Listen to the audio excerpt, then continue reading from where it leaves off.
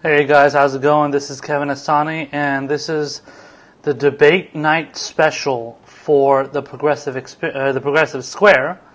And I'm going to be doing live debate coverage for tonight and tomorrow night, same time. I was supposed to do more of a preview show here before the debate started. There's only about 5 minutes left until the debate starts.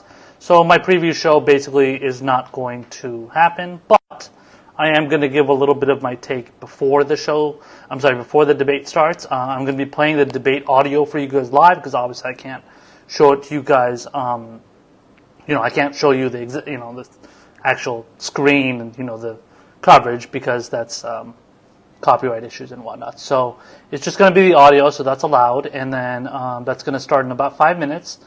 I'll make sure to get that guys for you, and I will be giving commentary during the debate. And but before we get into like a little bit of the preview, I wanted to just remind you guys to please check out my Patreon page, patreon.com/ProgBlacksmith. And if you guys could give a contribution, become a patron, I would really appreciate it. And let's get into it here. So right now it looks like the debate contenders, which I think there's like 12 of them or 10 of them, I forgot exactly how much, they are currently going onto the stage and they are going to their podiums. It looks like we've got, let's see, who do we have up here? I checked the schedule for who it's going to be. I'm just trying to go based on what I see. Going based on who I see on the stage here. So maybe we can get a list of it. I don't know. No, there's no list. Okay, so it looks like it's a Julian Castro, Cory Booker, Elizabeth Warren, Beto O'Rourke, Amy Klobuchar, Tulsi Gabbard. Who's that? Next person. I can't tell. Just in case you guys want to know, the debate is being shown on NBC and MSNBC. So if you want to check it out, you want to watch it by yourself, you can check it out there. I highly suggest you guys watch it with me, though, because it's probably going to be a lot funner. Let's see. So the rest of the debaters is... Who's that? Who's that? Joe Biden? That's Joe Biden. Who's that tall guy? No, Joe Biden's not there, is he? No, I think Joe Biden's going to be in tomorrow night with Bernie. Bernie's going to be in the next debate. Bernie's not going to be tonight. We got Bill de Blasio up there as well. We'll figure out who else it is there. So anyway, I think the people that you guys should be looking out for tonight is probably going to be Elizabeth Warren. It's probably going to be... I would definitely look out for Tulsi Gabbard, not just because I'm like partial to her, but I think I see her as being a very good debater because she's very direct and she's very she really likes to kind of take on the moment and be kind of in there when she wants to be there and just make her presence felt. But she's not one of the more like combative, louder ones, that's for sure. She's much more kind of calm and kind of keeps to herself a little bit more. But when it comes to debating, I think she definitely has the ability to, put herself out there and make sure she stands out to some extent. And that's mainly because of her talking points and the fact that she pushes, a lot of good progressive rhetoric and stuff. Obviously, she got, criticized a little bit by a lot of leftists out there for pushing the whole kind of like civility thing with Biden and then not going after Biden too much and then, let's be more polite, all that stuff. No, that doesn't work anymore. That shit is not going to run. That shit is not going to roll anymore. But putting that aside, that's not really much of an issue with me because it's just rhetoric. I care more about policies. Policies is more important to me, and it should be more important to you guys. It's debating the actual debate and the policy discussion is much more important than anything else, and it should be. That's just my take. Also, I will be tweeting live as I'm doing the show. If you guys want to, obviously check me out on Twitter, ProgBlacksmith1. And yeah, so let's see. We got about a minute left here. Got about 45 seconds left until we get started here. I think mine is on a little bit of a delay compared to the rest of you because I'm watching I'm watching on my laptop, and this is going to be obviously on, most people are obviously watching on TV, so might be a little bit of a delay, but hopefully you guys enjoy it. This is my first time covering a debate like this, and I am pretty excited, I guess. I don't know. Well, I don't really know what to expect, but I do know that there should be certain people to look out for, certain candidates to look out for. It looks like we're starting here, so here it is. Check it out.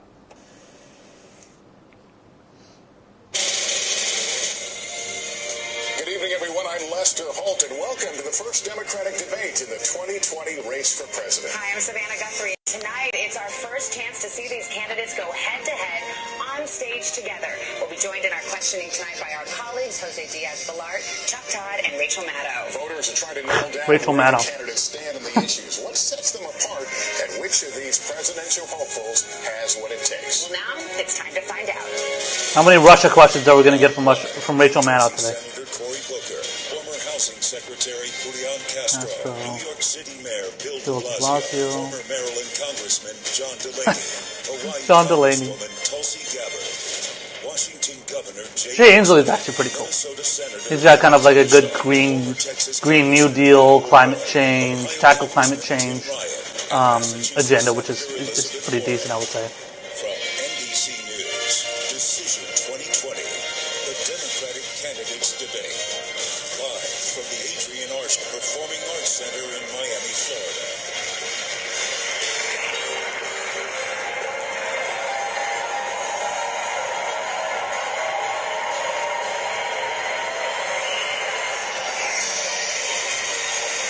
And good evening again, everyone. Welcome to the candidates and to our audience here in Miami, here in the Arts Center, and all across the country.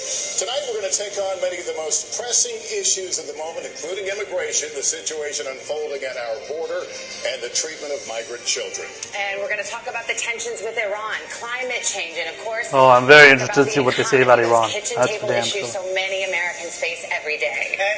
Guarantee majority of them are going to take a hardline stance, other than Tulsi and maybe Inslee.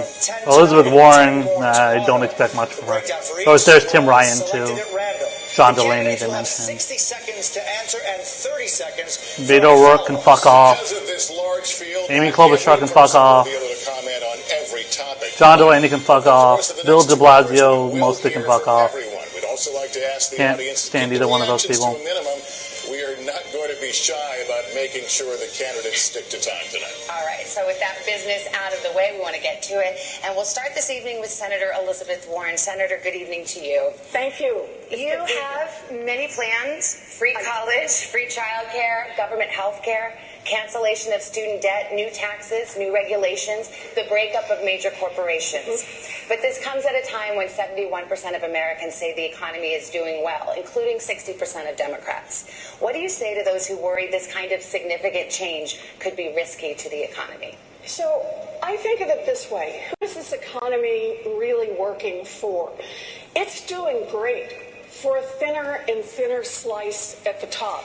It's doing great for giant drug companies. This is not doing great for people who are trying to get a prescription filled. It's doing great for people who want to invest in private prisons, just not for the African Americans and Latinx whose families are torn apart, whose lives are destroyed, and whose communities are ruined.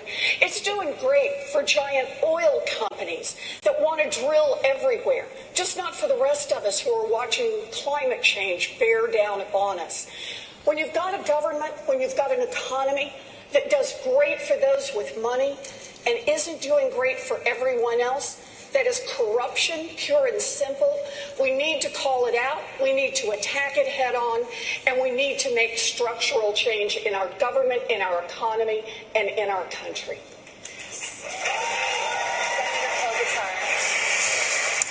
You've called programs like free college something you might do if you were, quote, a magic genie.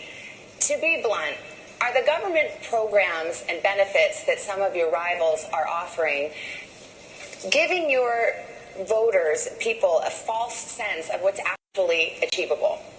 Well, first, the economy. We know that not everyone is sharing in this prosperity, and Donald Trump just sits in the White House and gloats about what's going on when you have so many people that are having trouble affording college and having trouble affording their premiums. So I do get concerned about paying for college for rich kids. I do. But I think my plan is a good one, and my plan would be to, first of all, make community college free. And make Community sure college? How about everyone regular else college? Besides that top percentile gets help with their education. My own dad and my sister got their first degrees with community college. There's many paths to success, as well as certifications. Secondly, I've used Pell Grants. I double them. I've used Pell Grants. I double them. From $6,000 to $12,000 a year, and expand it to the number of families that get covered, to families that make up to $100,000. And then the third thing I would do is make it easier for students to pay off their student loans. Because I can tell you this, if billionaires can pay off their yachts, students should be able to pay off their student loans. That's time. Thank you. Congressman O'Rourke, what we've just been discussing and talking about is how much fundamental change to the economy is desirable and how much is actually doable. In that vein, some Democrats want a marginal individual tax rate of 70% on the very highest earners, those making more than $10 million a year. Would you support that? And if not, what would your top individual rate be? This economy has got to work for everyone. And right now we know that it isn't. And it's going to take all of us coming together to make sure that it does. Necesitamos incluir cada persona en el éxito de esta economía. Dude, speak English. Si queremos hacer eso, necesitamos incluir cada persona en nuestra democracia. The hell? Cada votante necesitamos la representación y cada voz necesitamos escuchar. Come on, man. Right Stop now, fucking we have a dumbing it system down that for favors everybody. those who can pay for access and outcomes. That's how you explain an economy that is rigged to corporations and to the very Trying to, like, not dumbing it down, but he's, like, catering to, like, the Latino community by speaking as if he can't understand English. Of historic wealth inequality. A new democracy that is revived because we return power to the people. No PACs, no gerrymandering. I wouldn't. Look at that fucking asshole, man. Bring in more voters, and a new Voting Rights Act to get rid of the barriers that are in place now. That's how we each have a voice in our democracy and make this economy work for everybody. I would understand if it was really on Castro. He's actually he's Hispanic. You're not even fucking Hispanic, bro. Your name is Beto O'Rourke. Yes, no. Robert O'Rourke. I would support a tax rate and a tax code that is fair to everyone. Tax capital at the same rate that you tax ordinary income. Take that corporate tax rate up to 28%. You would generate the revenues you need to pay for the programs we're talking about. That's time. Thank you. Senator Booker, there is a debate in this party right now about the role of corporations, as you know. Senator Warren, in particular, put out a plan to break up tech companies like Facebook, Amazon, and Google. You've said we should not, quote, be running around pointing at companies and breaking them up without any kind of process. Why do you disagree? I don't think I disagree. I think we have a serious problem in our country with corporate consolidation. And you see the evidence of that in how dignity is being stripped from labor. And we have people that work full-time jobs and still can't make a living wage. We see that because consumer prices are being raised by pharmaceutical companies that often have monopolistic holds on drugs. And you see that by just the fact that this is actually an economy that's hurting small businesses and not allowing them to compete. One of the most aggressive bills in the Senate to deal with corporate consolidation is mine about corporate consolidation in the ag sector. So I feel very strongly about the need to check the corporate consolidation and let the free market work. And I'll tell you this, I live in a low-income black and brown community. I see every single day that this economy is not working for average Americans. The indicators that are being used from GDP to Wall Street's rankings is not helping people in my community. It is about time that we have an economy that works for everybody, not just the wealthiest in our nation. But quickly, Senator Booker, you did say that you didn't think it was right to name names, to name companies and single them out, as Senator Warren has briefly. Why is that? Well, again, I will single out companies like Halliburton or Amazon that pay nothing in taxes and our need to change that. And when it comes to antitrust law, what I will do is, number one, appoint judges that will enforce it. Number two, have a DOJ and a Federal Trade Commission that will go through the processes necessary to check this kind of corporate concentration. At the end of the day, we have too much of a problem with corporate power growing. We see that with everything from Citizens United and the way they're trying to influence Washington. It's about time that we have a president that fights for the people in this country. So you're influenced by corporations. Someone that's a champion for them. Thank you, Senator. Senator Warren, I mentioned you. Are you picking winners and losers? So the way I understand this is there is way too much consolidation now in giant industries in this country. That hurts workers, it hurts small businesses, it hurts independent farmers, it hurts our economy overall, and it helps constrict real innovation and growth in this economy. Now look, we've had the laws out there for a long time to be able to fight back. What's been missing is courage. Courage in Washington to take on the giants. That's part of the corruption in this system. It has been far too long that the monopolies have been making the campaign contributions, have been funding the super PACs, have been out there making sure that their influence is heard and felt in every single decision that gets made in Washington. Where I want to start this is I want to return government to the people, and that means calling out the names of the monopolists and saying I have the courage to go after them. Thank you. Secretary Castro, the next question is for you. Democrats have been talking about the pay gap for decades. What would you do to ensure that women are paid fairly? Elizabeth Warren is saying all the good things. I for don't that know. question, Lester. You know, She I actually grew means up with a mother who raised my brother Joaquin and me as a single parent, and I know what it's like to struggle. I know what it's like to rent a home and to worry about whether you're going to be able to pay the rent at the first of the month, and to see a mom work very, very hard and know that moms across this country are getting paid less simply because they're women. I would do several things, starting with something we should have done a long time ago, which is to pass the Equal Rights Amendment, finally, in this country, and also pursue legislation so that women are paid. That was the head of the Housing and Urban Development under Obama. It's past time that we did that.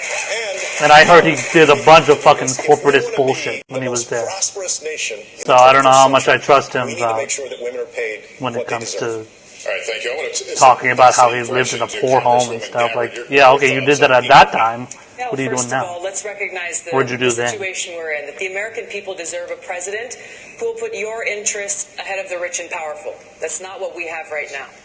I enlisted in the Army National Guard after the Al-Qaeda terror attacks on 9/11, so I could go after those who had attacked us on that day. I still serve as a major, served over 16 years, deployed twice to the Middle East, and in Congress served on the Foreign Affairs and Armed Services Committees for over 6 years.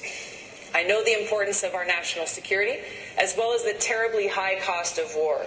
And for too long, our leaders have failed us, taking us from one regime change war to the next, leading us into a new Cold War and arms race, costing us trillions of our hard-earned taxpayer dollars and countless lives. This insanity must end. As president, I will take your hard-earned taxpayer dollars and instead invest those dollars into serving your needs. Things like health care, a green economy, good-paying jobs, protecting our environment, and so much more. Amen. Mayor de Blasio. Cheers. Somebody cheers. Come on. You're the mayor of the biggest city in the United States, but it's also one of the cities in the country with the greatest gap between the wealthy and the poor. How would you address income inequality? Well, we've been addressing income inequality in New York City by raising wages, by raising benefits, by putting money back in the hands of I would not be surprised if Bill de Blasio was like one of the first people to drop out of this race. Pre-K for all, things that are making a huge difference in working people's lives. But let me Because tell you what we're he's hearing way from above his the pay first grade right round of now. questions is that battle for the heart and soul of our Fucking party. booty I want judge. to make it clear. This is supposed to be the party of working people. Yes, we're supposed to be for a 70% tax rate on the wealthy. Yes, we're supposed to be for free college, free public college. Yeah, but you're not. For our That's the young problem. people. We are supposed to break up big corporations when they're not serving our But you don't. democracy. This Democratic Party has to be strong and bold and progressive. And in New York, we've proven that we can do something very different. We can put money back in the hands of working people. And let me tell you, every time you talk about investing in people and their communities, you hear folks say there's not enough money. What I say to them every single time is there's plenty of money in this world. There's plenty of money in this country. It's just in the wrong hands. We Democrats have to fix that. Congressman Delaney, do you agree? I think we need to do real things to help American workers and the American people, right? This is the issue that all of us here on the campaign trail. We need to make sure everyone has a living wage. And I've called for a doubling of the earned income tax credit, raising the minimum wage, and creating paid family leave. That will create a situation where people actually have a living wage. That gets right to workers. Then we got to fix our public education system. It's not delivering the results our kids need, nor is college and post-high school career and technical training programs doing that. You know, I'm very different than everyone else here on the stage. Prior to being in Congress, I was an entrepreneur. I started 2 businesses. Yeah, you ran a fucking healthcare company. Jobs. I spent my whole career helping small to mid-sized businesses all over the country. 5,000. You're the fucking CEO, bro. I supported. The Obama administration gave me an award for lending to disadvantaged communities. I know how to create jobs. We need a short-term strategy, which is to put money in the pockets of workers with the earned income tax credit, raising the minimum wage and creating paid family leave. And then we need to have a long-term strategy to make sure this country is competitive and we're creating jobs everywhere in this country. Governor Inslee, how would you address income inequality? Well, I'm a little bit surprised. I think plans are great, but I'm a governor. And we got to realize the people who brought us the weekend, unions, are going to bring us a long overdue raise in America. And I'm proud of standing up for unions. I've got a plan to reinvigorate collective bargaining so we can increase wages finally. I marched with the SEIU folks. It is not right that the CEO of McDonald's makes 2,100 times more than the people slinging hash at McDonald's. And the next thing I'll do is put people to work in the jobs of the president. I don't really know a lot about it. I think it's from Washington State. Trump is simply wrong. He says wind turbines cause cancer. We know they cause jobs. And we know that we can put millions of people to work in the clean energy jobs of the future. Carpenters, IBW's members, machinists. Kyle's right. Kyle's going to give a second of the time. Everybody's trying to outleft each other. That's very true. Always does. Lead the world and invent the future and put people to work. That's what we're going to do. Congressman Ryan, President Trump, and you just referred to, have promised that manufacturing jobs were all coming back to places like your home state of Ohio. Can you make that same promise? Yes, I believe you can. But first, let's say the president came. He said, don't sell your house to people in Youngstown, Ohio. And in his administration, just in the last 2 years, we lost 4,000 jobs at a General Motors facility. That rippled throughout our community. General Motors got a tax cut. General Motors got a bailout. And then they have the audacity to move a new car that they're going to produce to Mexico. I've had family members that have to unbolt a machine from the factory floor, put it in a box, and ship it to China. My area where I come from in Northeast Ohio, this issue we're talking about here, it's been going on 40 years. This is not a new phenomenon in the United States of America. The bottom 60% haven't seen a raise since 1980. Meanwhile, the top 1% controlled 90% of the wealth. We need an industrial policy saying we're going to dominate building electric vehicles. There's going to be 30 million made in the next 10 years. We're going to dominate building electric vehicles. There's going to be 30 million made in the next 10 years. I want half of them made in the United States. I want to dominate the solar industry. Thank you. Manufacture those here. Senator Warren.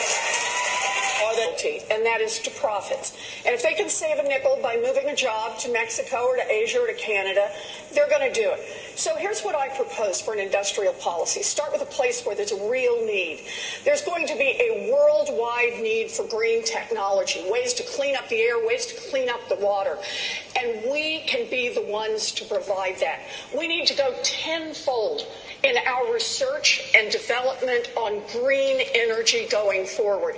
And then we need to say, Any corporation can come and use that research. They can make all kinds of products from it, but they have to be manufactured right here in the United States of America.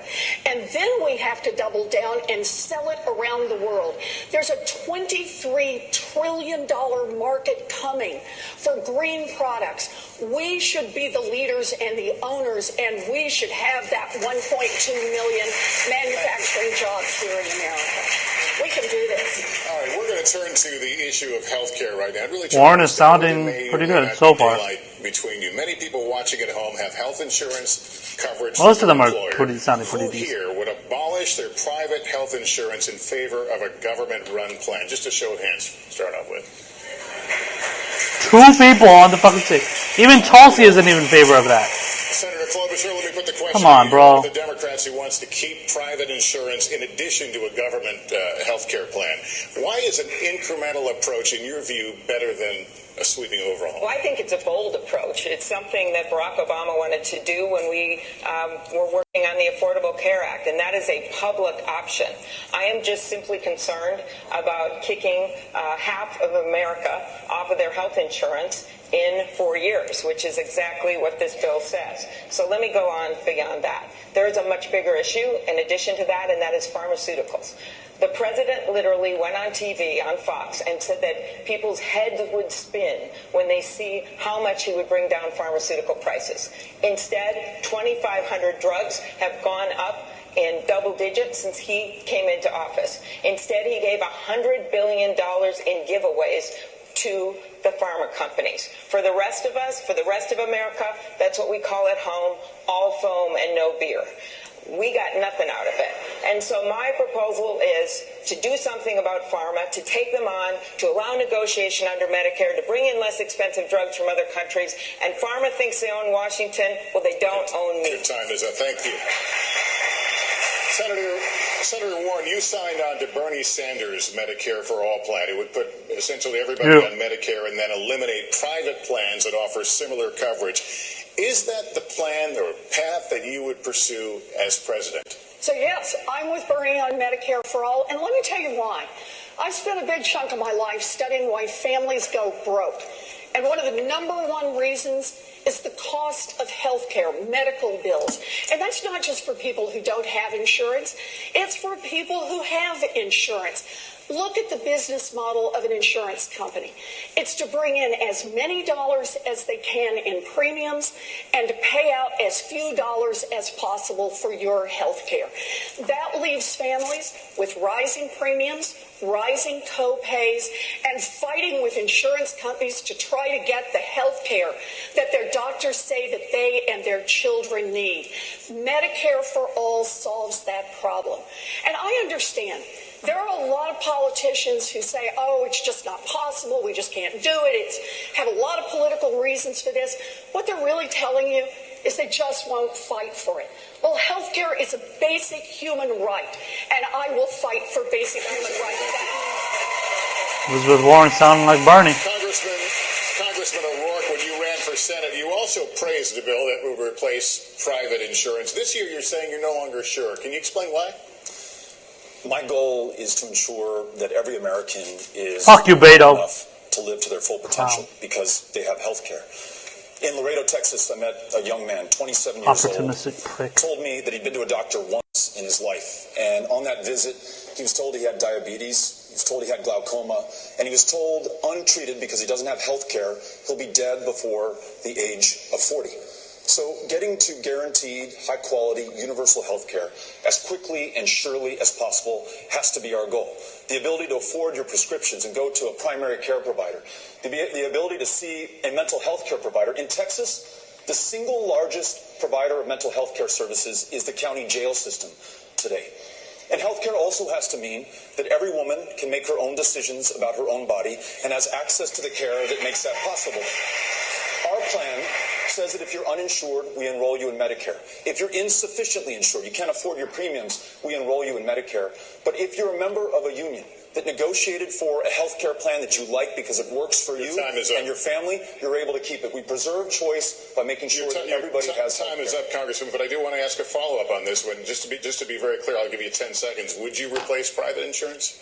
No, I think the choice is fundamental to our ability to get everybody care for. Private insurance is not working for tens of millions of Americans. When you talk about the co-pays, the deductibles, the premiums, the out-of-pocket expenses, it's not working. Good job, de Blasio.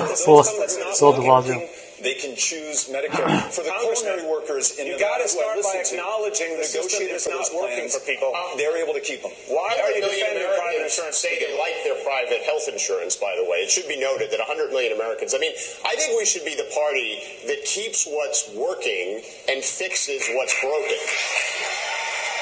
Doesn't that make sense? We should give everyone in this country health care as a basic human right for free. Full stop. But we should also give them the option to, if every one of your bills were paid at the Medicare rate, every single hospital administrator said they would close. And the Medicare for All bill requires payments to stay at current Medicare rates. So to some extent, we're basically supporting a bill that will have every hospital close. My dad was a union electrician. Right, I actually grew up in a working class family. He loved the health care that the IBEW gave him. And I just always think about my dad and anything I would do from a policy perspective. He'd look at me and he'd say, good job, John, for getting health care for every American. But why are you taking my health care? I've let this play out a little bit because I'm fascinated to hear the daylight between you. Congressman Gabbard, weigh in here. I think we're talking about this in the wrong way. You're talking about one bill over another bill. Really what we're talking about is our objective, making sure that every single sick American in this country is able to get the health care that they need. I believe Medicare for All is the way to do that. I also think that employers will recognize how much money will be saved by supporting the Medicare for All program, a program that will reduce the administrative costs, reduce the bureaucratic costs, and make sure that everyone gets that quality health care that they need. I also think if you look at other countries in the world who have universal health care, every one of them has some form of a role of private insurance. I think that's what we've got to look at, taking the best of these ideas, but making sure unequivocally that no sick American goes without getting the care that they need, regardless of how much or little money they have in their pocket. Congresswoman, let me turn to Senator Booker on this. Senator Booker, explain to me where you are. This is hugely important to people, so tell us where you are. Absolutely will. First of all, we're talking about this as a healthcare issue, but in communities like mine, low-income communities, it's an education issue because kids who don't have health care are not going to succeed in school. It is an issue for jobs and employment because people who do not have good health care do not succeed at work. It's even a retirement issue because in my community, African Americans have a lower life expectancy because of poorer health care. And so where I stand is very clear. Health care is not just a human right, it should be an American right, and I believe the best way to get there is Medicare for All, but I have an urgency about this. When I am president of the United States, I'm not going to wait. We have to do the things immediately that are going to provide better care. And on this debate, I'm sorry, there are too many people profiteering off of the pain of people in America. Then support Medicare for All. What do you think? But to insurers, literally the overhead for insurers that they charge is 15%, while Medicare's overhead is only at 2%. We can do this better, and every single day I will be fighting to give people more access and more affordable costs until we get to my goal, which is every American having health care. I want to move back, if I can, to Congressman Gabbard. And that is that the insurance companies last year alone sucked $23 billion in profits out of the healthcare system. $23 billion. And that doesn't count the money that was paid to executives, the money that was spent lobbying Washington. We have a giant industry that wants our healthcare system to stay the way it is. Because it's not working for families, but it sure as heck working for them. It's time for us to make families come first. It should not be an option in the United States of America for any insurance company to deny women coverage for their exercise of their right of choice. And I am the only candidate here who has passed a law protecting a woman's right of reproductive health and health insurance. And I'm the only candidate who has passed a public option. And I respect everybody's goals and plans here. But we do have one candidate that's actually advanced the ball. And we got to have access for everyone. I've done it as a public option. Senator Klobuchar, I want to give you. I'm fascinated by this, Senator Klobuchar. We're spending a lot of time on healthcare. That have fought pretty hard for women's rights. issues. So I'll start with that. And then I just want to make very clear, I think we share the goal of universal health care. And the idea I put out there, the public option, which the governor was just talking about, this idea is that you use Medicare or Medicaid without any insurance companies involved. You could do it either way. And the estimates are 13 million people would see a reduction in their premiums. 12 more million people would get covered. So I think it is a beginning, and the way you start and the way you move to universal health care. Secretary Castro, this one is for you. All of you on stage support a woman's right to an abortion. You all support some version of a government health care option. Would your plan cover abortion, Mr. Secretary? Yes, it would. I don't believe only in reproductive freedom. I believe in reproductive justice.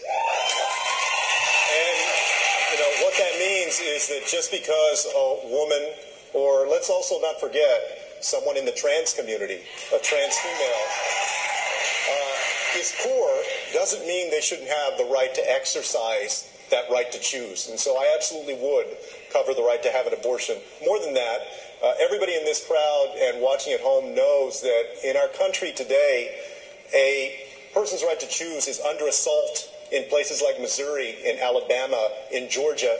I would appoint judges to the federal bench that understand the precedent of Roe v. Wade and will respect it. And in addition to that, make sure that we fight hard as we transition our healthcare system to one where everybody can get and exercise that right. Senator Warren, would you put limits on any limits on abortion? I would make certain that every woman has access to the full range of reproductive health care services, and that includes birth control, it includes abortion, it includes everything for a woman. And yeah, there should be no limits. It's not enough for us to expect the courts to protect us. 47 years ago, Roe versus Wade was decided, and we've all looked to the courts all that time as state after state has undermined Roe, has put in exceptions, has come right up to the edge of taking away protection. Your time is up, Senator. We now have an America where most people support Roe versus Wade. We need to make that federal law. Thank you. Jose? Thank you. Senator Booker, I want to kind of come back on a discussion we were having about health and the opioid crisis. You represent a state where 14 of the 20 largest pharmaceutical companies are based. Should pharmaceutical companies that manufacture these drugs be held criminally liable for what they do? They should absolutely be held criminally liable because they are liable and responsible. This is one of the reasons why, well before I was running for president, I said I would not take contributions from pharma companies, not take contributions from corporate PACs or pharma executives, because they are part of this problem. And this opioid addiction in our country, we in cities like mine have been seeing how we've tried to arrest our way out of addiction for too long. It is time that we have a national urgency to deal with this problem and make the solutions that are working to actually be the law of our land and make the pharmaceutical companies that are responsible help to pay for that.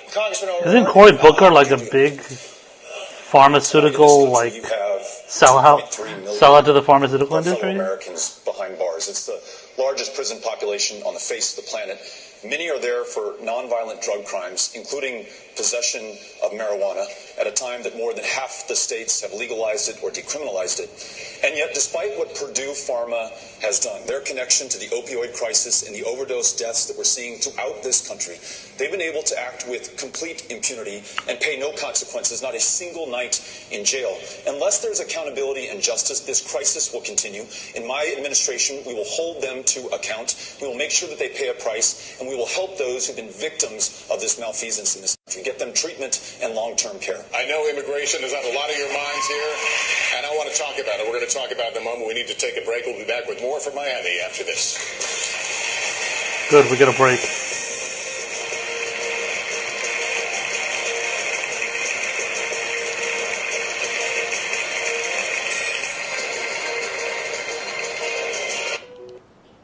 So, yeah, my take so far, first of all, I'm very, very upset to see that Tulsi Gabbard does not support getting rid of the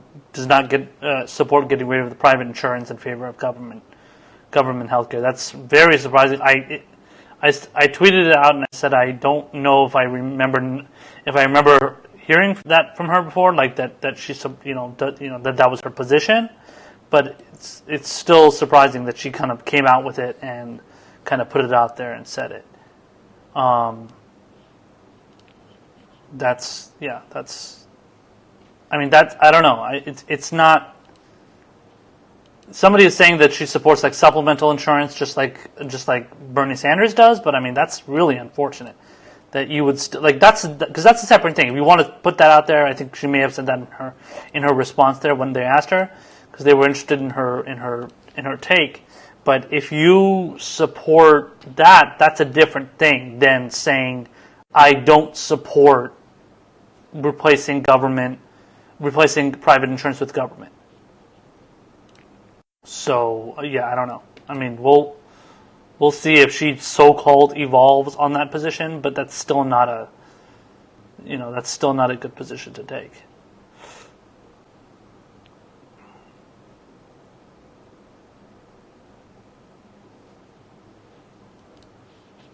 We're back. Yeah.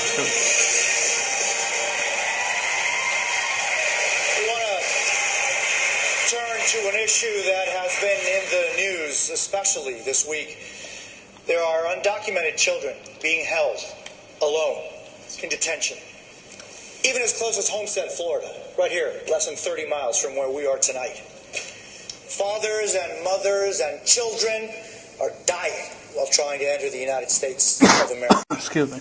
We saw that image today that broke our hearts, and they had names. Oscar Martinez and his 23-month-old daughter Valeria died trying to cross the river to ask for asylum in this country. Last month, more than 130,000. What are the chances that Beto O'Rourke is going to respond in Spanish? Watch. Secretary Castro, if you were president today, hoy, what would you specifically do? Thank you very much, Jose. I'm very proud that in April I became the first candidate to put forward a comprehensive immigration plan, and we saw those images. Watching that image of Oscar and his daughter Valeria is heartbreaking. It should also piss us all off. If I were president today, and it should spur us to action, if I were president today, I would sign an executive order that would get rid of Trump's zero-tolerance policy, the Remain in Mexico policy, and the metering policy. This metering policy is basically what prompted Oscar and Valeria to make that risky swim across the river.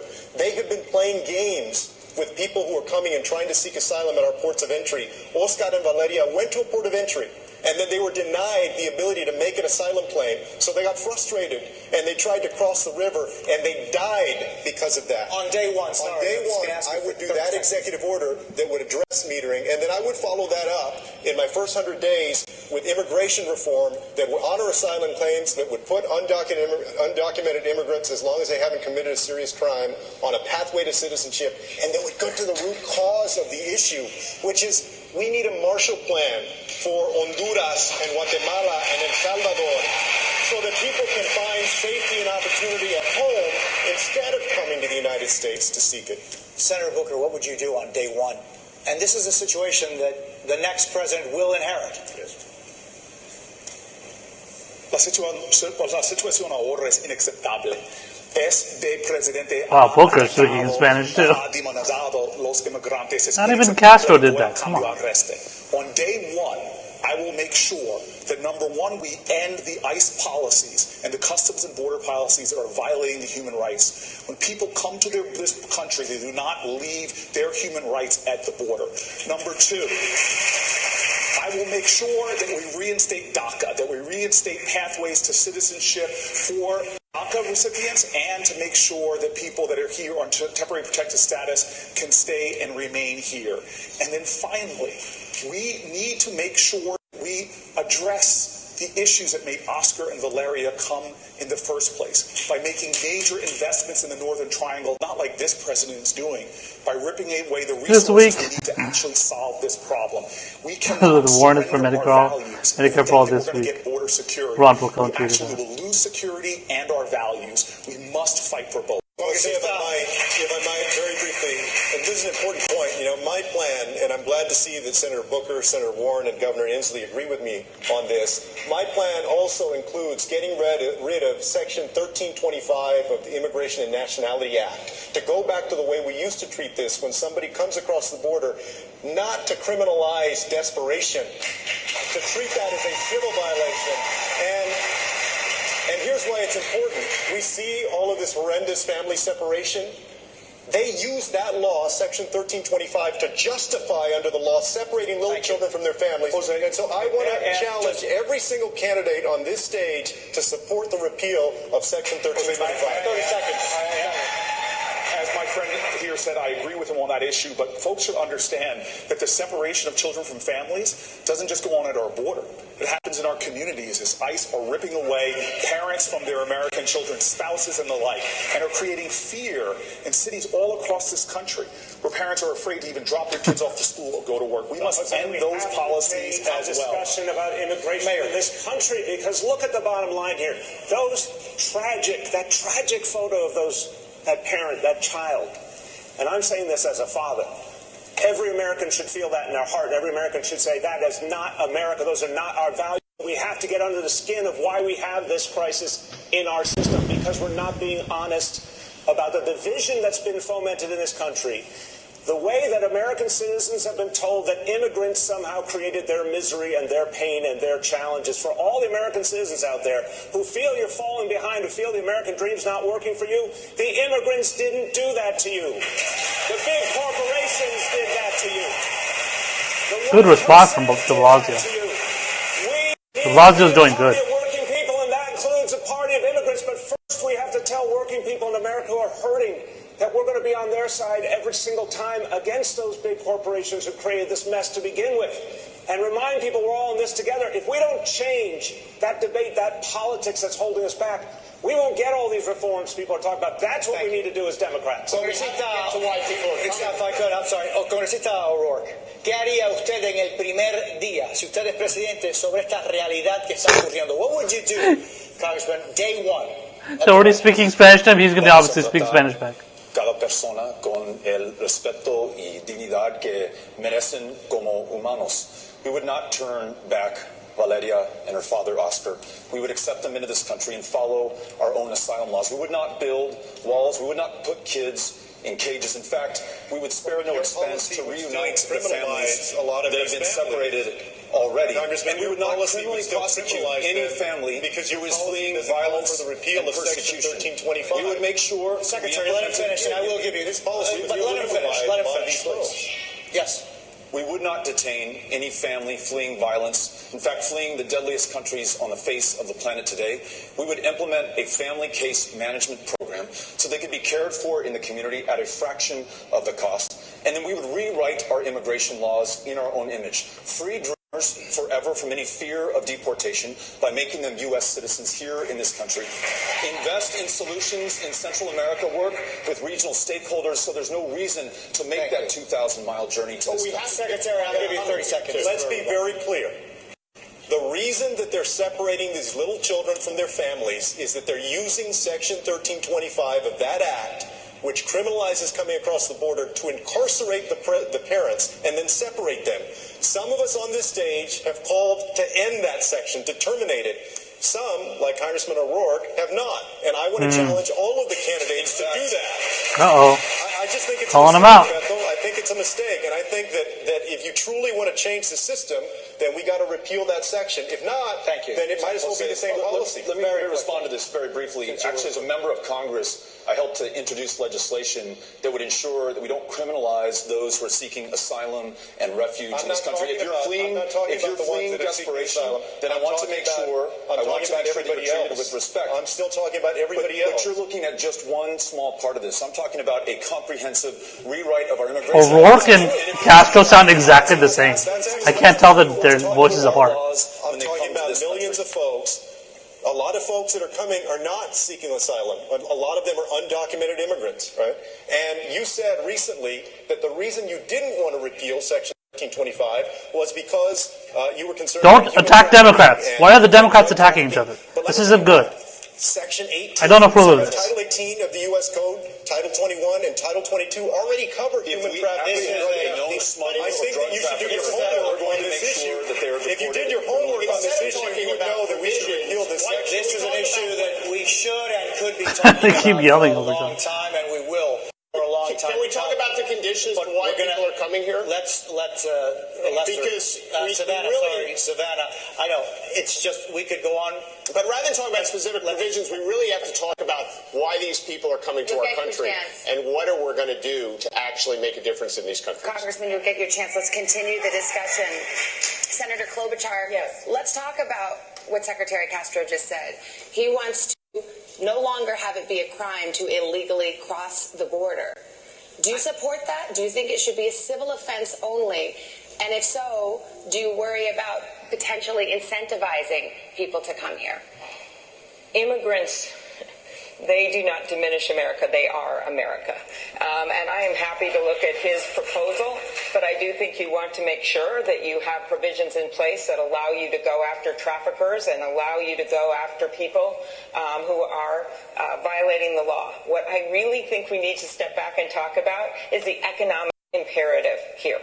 And that is that many of our Fortune 500 companies are headed up by people that came from other countries. 25% of our U.S. Nobel laureates were born in other countries. We have a situation right now where we need workers in our fields and in our factories. We need them to start small businesses. We need their ideas. And this president has literally gone backwards at a time where our economy needs immigrants. And so my proposal is to look at that 2013 bill that passed the Senate with Republican support, to upgrade that bill, to make it as good as possible and get it done. It brings the debt down by $158 billion. It gives a path to citizenship for people who can become citizens. And it would be so much better for our economy in America. That's time. Thank you. Congressman Ryan, same question. Should it be a crime to illegally cross the border, or should it be a civil offense only? Well, I agree with Secretary Castro. I think there are other provisions in the law that will allow you to prosecute people for coming over here if they're dealing in drugs and other things. That's already established in the law. So there's no need to repeat it. And I think it's abhorrent. We're talking about this father who got killed with his daughter. And the issues here, the way these kids are being treated, if you go to Guantanamo Bay, there are terrorists that are held that get better health care than those kids that have tried to cross the border in the United States. That needs to stop. And I think the president should immediately ask doctors and nurses to go immediately down to the border and start taking care of these kids. What kind of country are we running here where we have a president of the United States who's so focused on hate and fear and division? And what has happened now, the end result, is now we've got kids literally laying in their own snot with 3-week-old diapers that haven't been changed. We've got to tell this president that is not a sign of strength, Mr. President. That is a sign of weakness. Senator Booker, I'll go to you. But no, a lot of people, Jose asked the question, if you're president on day one, what will you do with the fact that you will have families here? There's been a lot of talk about what you'll do in the first 100 days, about legislation. What will you actually do with these families? How will you care for them? Will they be detained or will they not be? Well, this is a related and brief point, because what we're talking about, what Secretary Castro and I are talking about, is that we have the power to better deal with this problem through the civil process than the criminal process. I have been to some of the largest private prisons, which are repugnant to me, that people are profiting off of incarceration, and their immigration lockups. Our country has made so many mistakes by criminalizing things, whether it's immigration, whether it's mental illness, whether it's addiction. We know that this is not the way to deal with problems. There is a humane way that affirms human rights and human dignity and actually solve this problem. Donald Trump isn't solving this problem. We've seen under his leadership a surge at our border. We solve this problem by making investments in the Northern Triangle to stop the reasons why people are being driven here in the first place. And we make sure we use our resources to provide health care, to affirm the values and human dignity of the people that come here, because we cannot sacrifice our values, our ideals as a nation for border security. We can have both by doing this the right way. All right, Senator, thank you. Let me go to Governor Inslee on this. What would you do on day one? Same question I just asked Cory Booker. I have yet to hear an answer from anyone on this stage. What will you do with the families that will be here? There is no reason for the detention and separation of these children. They should be released pending their hearings, and they should have a hearing and the law should be followed. That's what should happen. And we should do what we're doing in Washington State. I'm proud that we've passed a law that prevents local law enforcement from being turned into mini ICE agents. I'm proud to have been the first governor to stand up against Donald Trump's heinous Muslim ban. I'm proud to be a person who's not only talked about Dreamers, but being one of the first to make sure that they get a college education so that they can realize their dreams. These are some of the most inspirational people in our state. And I'll leave you with this thought if you want to know what I think. Donald Trump the other day tried to threaten me. He thought it was a threat to tell me that he would send refugees in Washington State if we passed the law that I passed. And I told him that's not a threat at all. We welcome refugees into our state. We recognize diversity as a strength. This is how we built America. That tradition is going to continue if I'm president of the United States. We're going to switch to another topic now. We've got a lot to get through. Let's talk. My grandfather was actually separated from his family when he came to this country. We're going to talk about Iran right now because we're working against the clock. Tankers have been attacked. A U.S. drone has been shot down. There have been disturbing threats issued by both the U.S. and Iranian leadership. I'd like, if you can, just for a moment, to put aside how you think we may have gotten here. But what I want to know is how do you dial it back? So a show of hands, who as president would sign on to the 2015 nuclear deal as it was originally negotiated? That's it. Well, Senator Booker, why not? May I address that? First and foremost, it was a mistake to pull out of that deal. And one of the reasons why we're seeing this hostility now is because Donald Trump is marching us to a far more dangerous situation.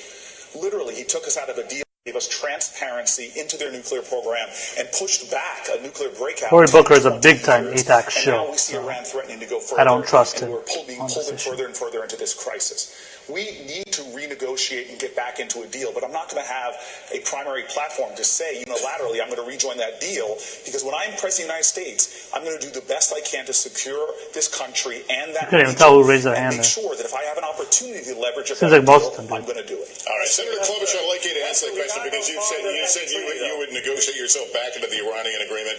Can you argue that nuclear pact, as it was ratified, was a good deal? Yes, it was. It was imperfect, but it was a good deal for that moment. I would have worked to get longer sunset periods, and that's something we could negotiate to get back in the deal. But the point is, Donald Trump told us when he got out of it that he was going to give us a better deal. Those were his words. And now we are a month away from the Iranians, who claim now that they're going to blow the caps on enriching uranium. And the Iranians have told us this. And so that's where we are right now. He has made us less safe than we were when he became president. So what I would do is negotiate us back into that agreement, is stand with our allies and not give unlimited leverage to China and Russia, which is what he has done. And then, finally, I would make sure that if there is any possibility of a conflict, and we're having this debate in Congress right now, that he comes to Congress for an authorization of military force. I would do that. And this president is literally every single day 10 minutes away from going to war, one tweet away from going to war, and I don't think we should conduct foreign policy in our bathrobe at 5 in the morning, which is what he does. Congresswoman Gabbard, you said you would sign back onto the 2015 deal. Would you insist, though, that it address Iran's support for Hezbollah? Gotta be careful, Tulsi. Give a good response. The situation where we are, where this president and his chicken hawk cabinet have led us to the brink of war with Iran. I served in the war in Iraq at the height of the war in 2005, a war that took over 4,000 of my brothers and sisters in uniforms' lives. The American people need to understand that this war with Iran would be far more devastating, far more costly than anything that we ever saw in Iraq. It would take many more lives. It would exacerbate the refugee crisis. And it wouldn't be just contained within Iran. This would turn into a regional war. This is why it's so important that every one of us, every single American, stand up and say, no war with Iran. We need to get back into the Iran nuclear agreement, and we need to negotiate how we can improve it. It was an imperfect deal. There are issues like their missile development that needs to be addressed. We can do both simultaneously to prevent Iran from developing a nuclear weapon and preventing us from going to war. Time is up. There's a very quick follow-up. Well, what would your red line be for military action against Iran? Look, obviously, if there was an attack against the American, our troops, then there would have to be a response. But my point is, and it's important for us to recognize this, is Donald Trump and his cabinet, Mike Pompeo, John Bolton, and others, are creating a situation that just a spark would light off a war with Iran, which is incredibly dangerous. That's why we need to de-escalate tensions. Trump needs to get back into the Iran nuclear deal and swallow his pride. Put the American people first. Hey, but wait a minute. All right, but we will have much more. Mayor de Blasio will have more. The commercial is coming. We will continue our questioning next with Chuck Todd, Rachel Maddow. Stick around. We'll have a lot more with some very anxious candidates just ahead.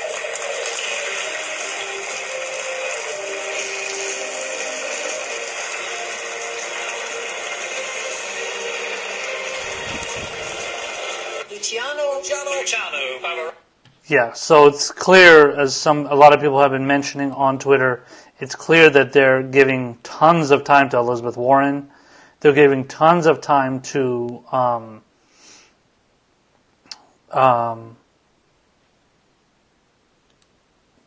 Tons of time to Julian Castro, Beto O'Rourke.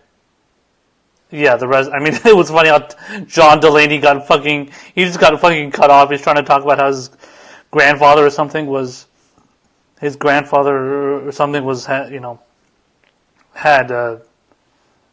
what was it? He I guess got separated at the border too at some point or something. I don't know.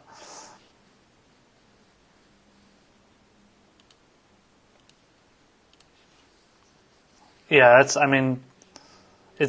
clear who they're playing in favor of, and as far as who they want to give more time to, who they want to give more chances to respond. I'm surprised they gave a follow up to Tulsi there as far as the whole red line thing, but at the end there,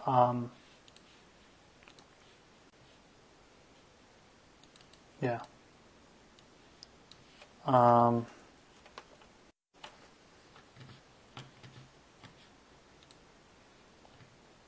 But yeah, that's a stupid question to ask about a red line, as if Iran is gonna attack attack America, at some point. Come on now, it's ridiculous. Yeah, and Kyle Kalinske is tweeting about how they were talking about it should have been a better deal. Even Amy Klobuchar said it should have been a better deal as far as sunset provisions and stuff. I mean, I don't understand. It was a very good deal. It was very, very friendly to the United States as far as the way it was, crafted and everything. It was a huge benefit to the United States. Iran was basically allowing the United States and the I forgot what is the organization, the nuclear organization called, the one that goes in and kind of finds out about all the they do the nuclear checks and stuff. But anyway, they let those nuclear inspection organizations to go in and just beat up Iran's ass. And Iran accepted it. And so for them to say it should have been a better deal, how much better is it really going to be? I mean, it's stupid. Obviously, there's always going to be right wing. There's always going to be some form of right wing framing. When it comes to these debates and stuff, they're not going to do anything really in good conscience. So that's unfortunate, but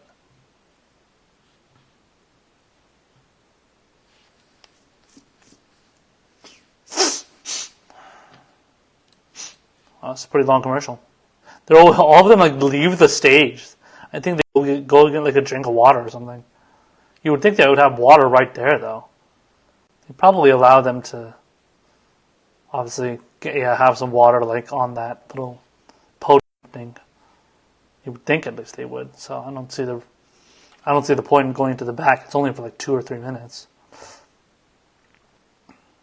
They're already back too, and the commercials are still running.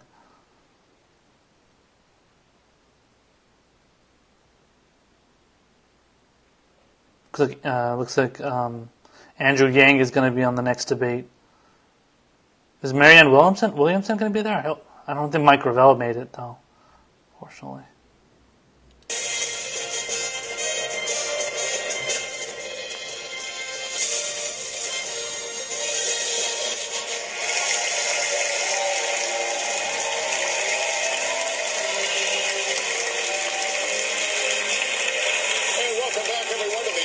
Democratic presidential debate in the Arts Center in Miami. And as we continue the questioning, time to get more members of our team in the mix. So right now, let's turn it over to Chuck Todd and Rachel Maddow. Take it away. We're going to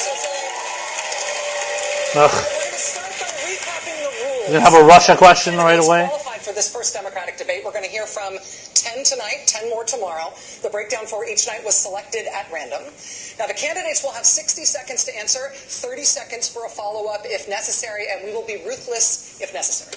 Yeah, we can do that. By the way, hi, Rachel. Hi, Chuck. How you doing? Good. And we've got a lot of ground to cover. We're going to be talking about guns. As if you didn't already say hi to Here them. up top, a whole lot more in this hour. Obviously, because of the size of the field, not every person will be able to weigh in on everything, but over the course of this next hour, we will hear from everyone. I promise everybody. And to begin with, we're going to go with guns. And Senator Warren, I want to start with you. We are less than 50 miles from Parkland, Florida, where 17 people were killed in a school shooting last year, and where there has been significant activism on gun violence ever since. Many of you are calling for a restoration of an assault weapons ban, but even if implemented, there will still be hundreds of millions of guns in this country. Should there be a role for the federal government? Everybody's mics are on. I think we have I heard that too. That's okay. I think we have like an echo. Control room, we've got we have I think we heard. Yeah, we have the audience audio. All right. So the question is simply this: we're from. I apologize, you guys didn't get to hear this. The first part of the question. Obviously, we're not far from Parkland, Florida. Gun activism has become a big part of high school life up there in Broward County. Many of you are calling for tighter gun restrictions. Some of you are calling for the restoration of the assault weapons ban. But even if it's put in place, there's still going to be perhaps hundreds of millions of guns still on the streets. Is there a role for the federal government in order to get these guns off the streets?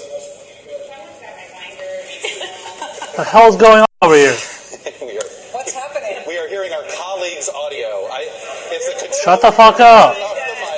Turn off your fucking mics, bro. Yeah, if the control room can turn off the mics of our previous moderators, we will. Damn, I thought I had fucking technical difficulties. We are going to take a quick break. Oh, come on. Get this technical situation. Damn, I thought I had fucking technical difficulties on my shitty little podcast.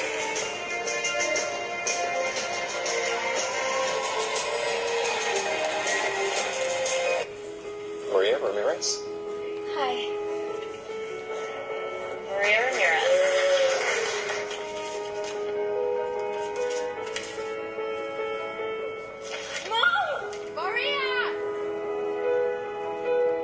Maria Ramirez. McDonald's is committing $150 million in tuition assistance, education, and career advising programs Maria Ramirez.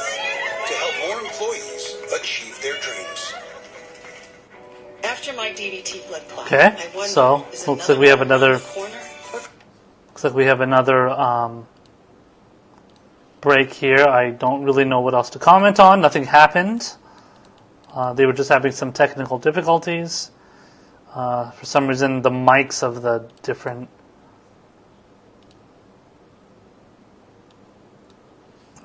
I think they had the mics from the past moderators on.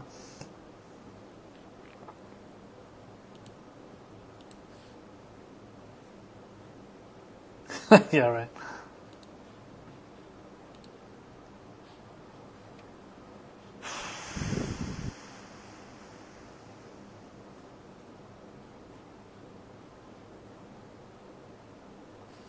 Oh. Oh.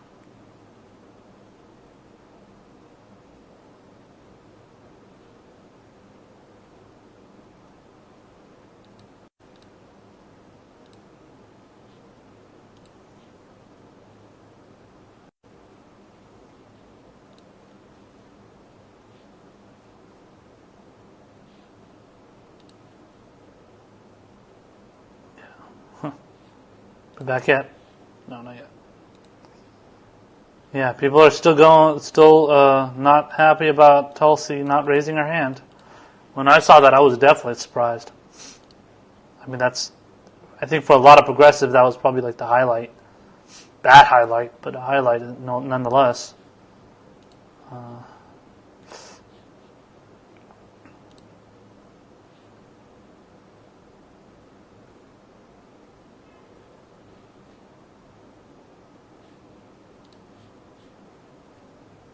Yeah, they're still on the stage, too.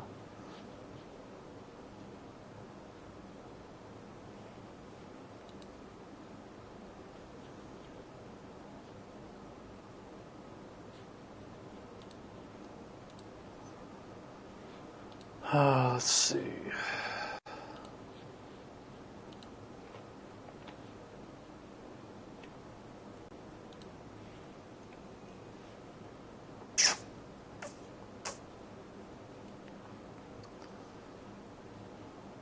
Yeah.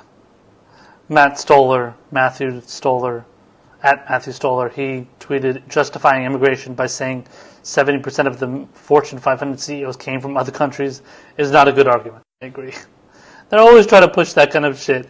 That like, oh, well, the people that run the big companies and, they're totally from other countries and they're they're immigrants and entrepreneurs. Man, what the fuck does that mean? That doesn't mean shit. So what? Everybody's from different parts of the country, different parts of the world. Doesn't mean make them any better or worse.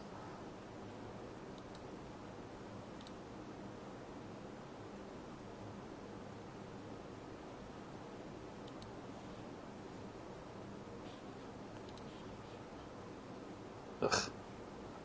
Not yet. Still got an advertisement from Morning Joe. Okay, here we go.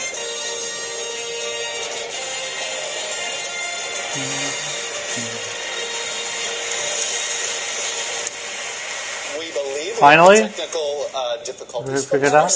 Never say never, but we will march forward here, and I will lean forward here a little bit. Senator Warren, we're going to get to the question here. We appreciate Florida. it. It's just north of here in Broward County. As you know, it has created a lot of teenage activism on the gun issue.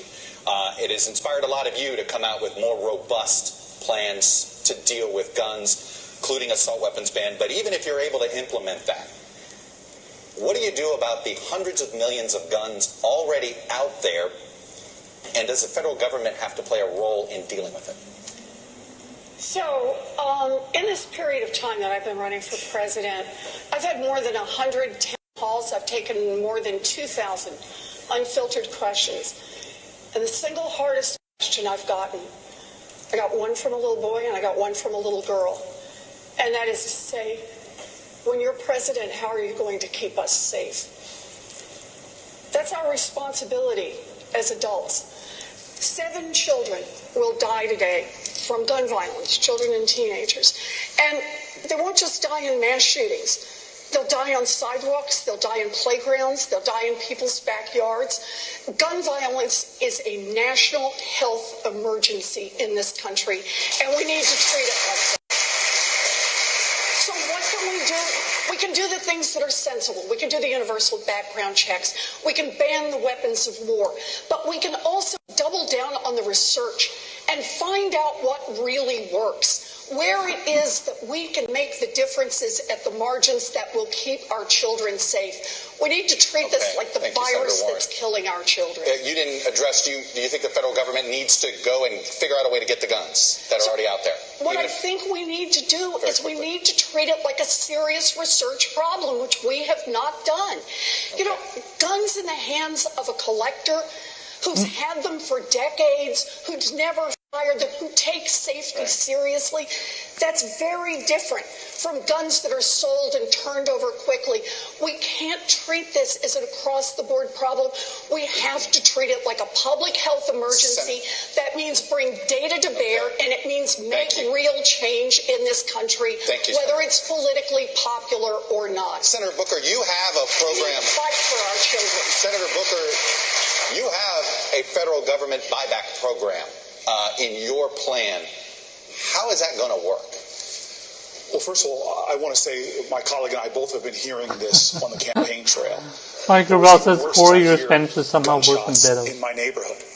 I think I'm the only one, I hope I'm the only one on this panel here that had 7 people shot in their neighborhood just last week. Someone I knew, Shahad Smith, was killed with an assault rifle at the top of my block last year. For millions of Americans, this is not a policy issue. Just because somebody was shot near your block doesn't mean you understand gun violence more than anybody else. Where their kids go to school to learn about reading, writing, and arithmetic, and how to deal with an active shooter in their school. This is something that I'm tired of, and I'm tired of hearing people, all they have to offer is thoughts and prayers. In my faith, people say faith without works is dead. So we will find a way. But the reason we have a problem right now is we've let the corporate gun lobby frame this debate. It is time that we have bold actions and a bold agenda. I will get that done as President of the United States because this is not about policy. This is personal. Thank you, Senator Booker. Secretary Castro, I'd like to talk to you about something that Senator Booker just mentioned there, the idea of active shooter drills in schools. The school shootings seem like an almost every day or every week occurrence now. They don't make a complete news cycle anymore, no matter the death toll. As parents are so afraid as their kids go off to school that their kids will be caught up in something like this, next to nothing has changed in federal law that might affect the prevalence of school shootings. Is this a problem that is going to continue to get worse over our lifetimes, or is there something that you would do as president that you really think would turn it around? Yeah, Rachel, I'm the dad of a 10-year-old girl, Karina, who's here tonight, and the worst thing is knowing that your child might be worried about what could happen at school, a place that's supposed to be safe. The answer to your question is no, we don't have to accept that. And I believe that on January 20th, 2021, at 12:01 p.m., we're going to have a Democratic president, a Democratic House, and a Democratic Senate. And the activists of Parkland, folks from Moms Demand, who have risen up across the United States and inspired so many people, we may not have seen yet legislative action, but we're getting closer. The House took a vote. In the Senate, the question often is if the decision is between 60 votes, a filibuster, or passing common sense gun reform, I'm going to choose common sense gun reform. So I believe that we're going to be able to get that done in 2021. Secretary Castro, thank you. Rachel, I have something to add to this briefly. We'll give you 30 seconds for follow-up on that question, on that answer from Secretary Castro. Congressman Ryan. You're talking about in the schools. These kids are traumatized. I support all the gun reforms here. We need to start dealing with the trauma that our kids have. We need trauma-based care in every school. We need social and emotional learning in every school. 90% of the shooters who do school shootings come from the school they're in, and 73% of them feel shamed, traumatized, or bullied. We need to make sure that these kids feel connected to the school. That means a mental health counselor in every single school in the United States. We need to start playing offense. If our kids are so traumatized that they're getting a gun and going into our schools, we're doing something wrong too, and we need reform around trauma-based care. Congressman O'Rourke, you're a Texan who's campaigned all over the state in 2018 in the most conservative parts there. What do you tell a gun owner who may agree with you? Trump says this debate is boring. Okay, but says, you know what, the Democrats, if I vote for them in there, they're going to take my gun away. And even though I agree with you on all these other issues, how do you have that conversation?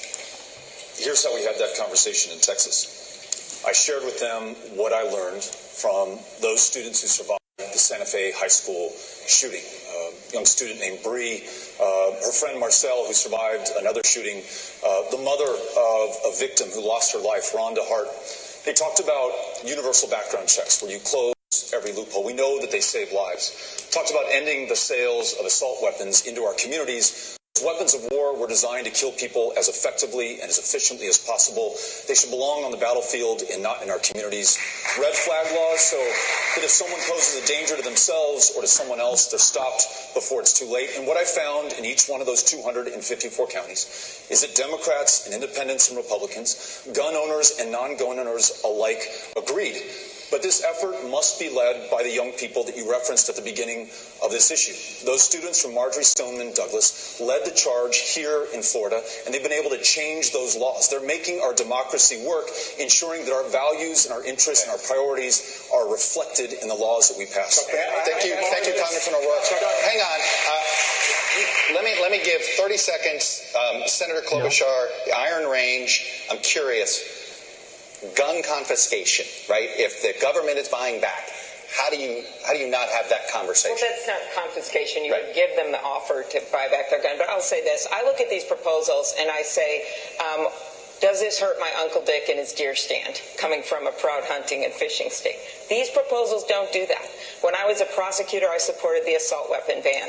When I was in the Senate, I saw those moms from Sandy Hook come and try to advocate for change, and we all failed. And then now these Parkland kids from Florida, they started literally a national shift. You know why? It's just like with gay marriage. When kids talk to their parents and their grandparents, they say, I don't understand why we can't put these sensible things in place. Say, listen. And if we get bested by a bunch of 17-year-olds, it's the best thing that ever happened. We need to get this done. Senator Booker, let me go to you on another matter, actually. Senator Mitch McConnell says that his most consequential achievement as Senate Majority Leader was preventing President Obama from filling a Supreme Court seat. Having served with Republicans on the Judiciary Committee, do you believe they would confirm your court nominees? I'm going to use 20 of my seconds just to say there's one thing we don't all agree with when it comes to guns, and I think it's common sense, and over 70% of Americans agree with me. If you need a license to drive a car, you should need a license to buy and own a firearm. And not everybody in this field agrees with that, but in states like Connecticut that did that, they saw 40% drops in gun violence and 15% drops in suicides. We need to start having bold agendas on guns. When it comes to the Supreme Court, very clearly, I agree with my friend, Secretary Castro, we are going to get to 50 votes in the Senate. This is a team sport. Whoever is our nominee needs to campaign in places like South Carolina, because elect Jamie Harrison. They need to campaign in places like Iowa because we can win a Senate seat there. This is about getting us back to having 50 votes in the Senate and more so that we can not only balance the Supreme Court, but start to pass an aggressive agenda that frankly isn't so aggressive because most of America agrees with the policy objectives of our party. Mayor de Blasio,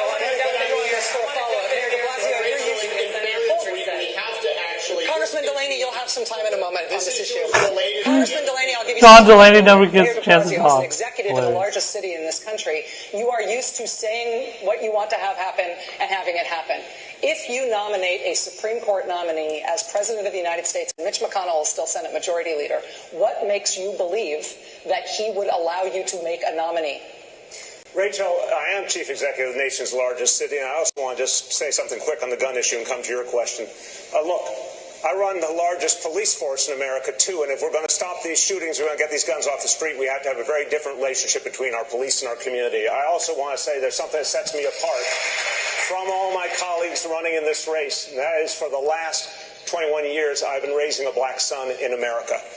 And I have had to have very, very serious talks with my son Dante about how to protect himself on the streets of our city and all over this country, including how to deal with the fact that he has to take special caution because there have been too many tragedies between our young men and our police, too, as we saw recently in Indiana. So we need to have a different conversation in this country about guns, but also a different conversation about policing that brings police and community together. We've done that in New York City, and we've driven down crime while we've done it. But to your question about Mitch McConnell, there's a political solution that we have to come to grips with. If the Democratic Party would stop acting like the party of the elites and be the party of working people again and go into states, including red states, to convince people we're on their side, we can put pressure on their senators to actually have to vote for the nominees that are put forward. Decent jurists deserve that right. Thank you, Mayor de Blasio.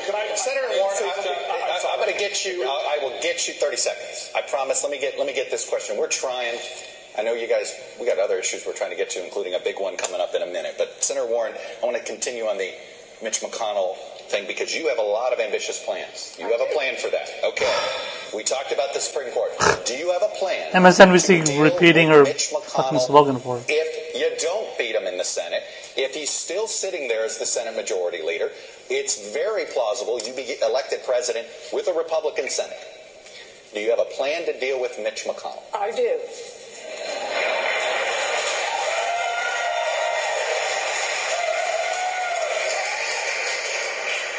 We are a democracy, and the way a democracy is supposed to work is the will of the people matters.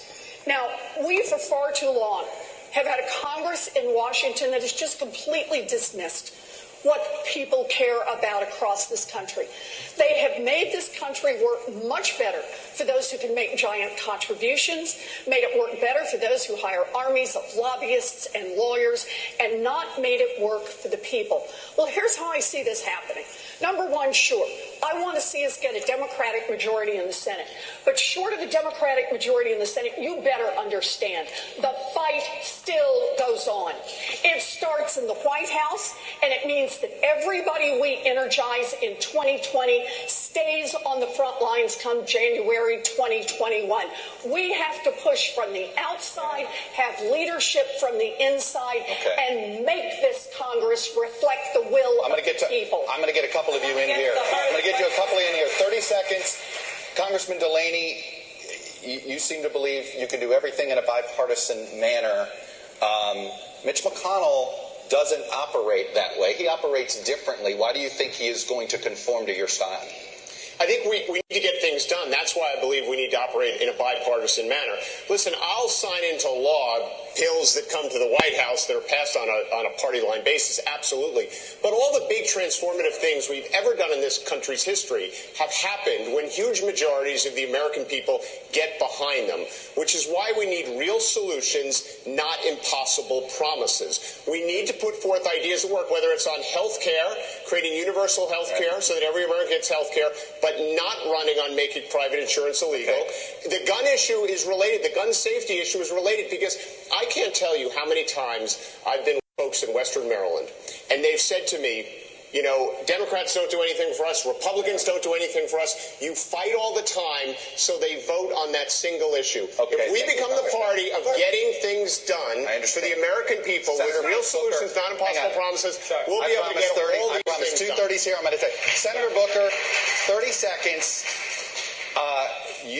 How do you deal with Mitch McConnell? You've been in the Senate. You can't get bills on the floor right now with Mitch McConnell. Presidents can't do it. Is President Booker going to get his bills on the floor with Senator McConnell? You know, when I got to the United States Senate, going back to what de Blasio said, as an African-American man in an African-American dominated community... Bernie's response to this question would have been simple. He would have just said, listen, I'm going to use the bully pulpit and I'm going to make McConnell do what I demand, and he's going to do it. You have to make them cry uncle, you know. Fucking make them go into submission, you know. From the day I got to the Senate, build coalitions across the aisle, and today we passed the First Step Act. It's not as far as I want to go, but thousands of people will be liberated. I've taken on tough problems people said we cannot achieve, and I've been able to get things accomplished. Thank you, Senator Booker. Rachel's got the next question. Hold on, Governor, you're going to be happy with where we go. Governor Inslee, this next question is to you. You got me? You got me? You have staked your candidacy on the issue of climate change. It is first, second, and third priority for you. You said it's all the issues. Let's get specific. We're here in Miami, which is already experiencing serious flooding on sunny days as a result of sea level rise. Parts of Miami Beach and the Keys could be underwater in our lifetimes. Does your plan save Miami? Yes, first by taking away the filibuster from Mitch McConnell to start with. We have to do that. Look at, we're the first generation to feel the sting of climate change, and we are the last that can do something about it. Our towns are burning. Our fields are flooding. Miami is inundated. And we have to understand this is a climate crisis. And our last chance in the administration, next one, to do something about it. And we need to do what I've done in my state. We've passed a 100% clean electrical grid bill. We now have a vision statement. And my plan has been called the gold standard of putting people to work.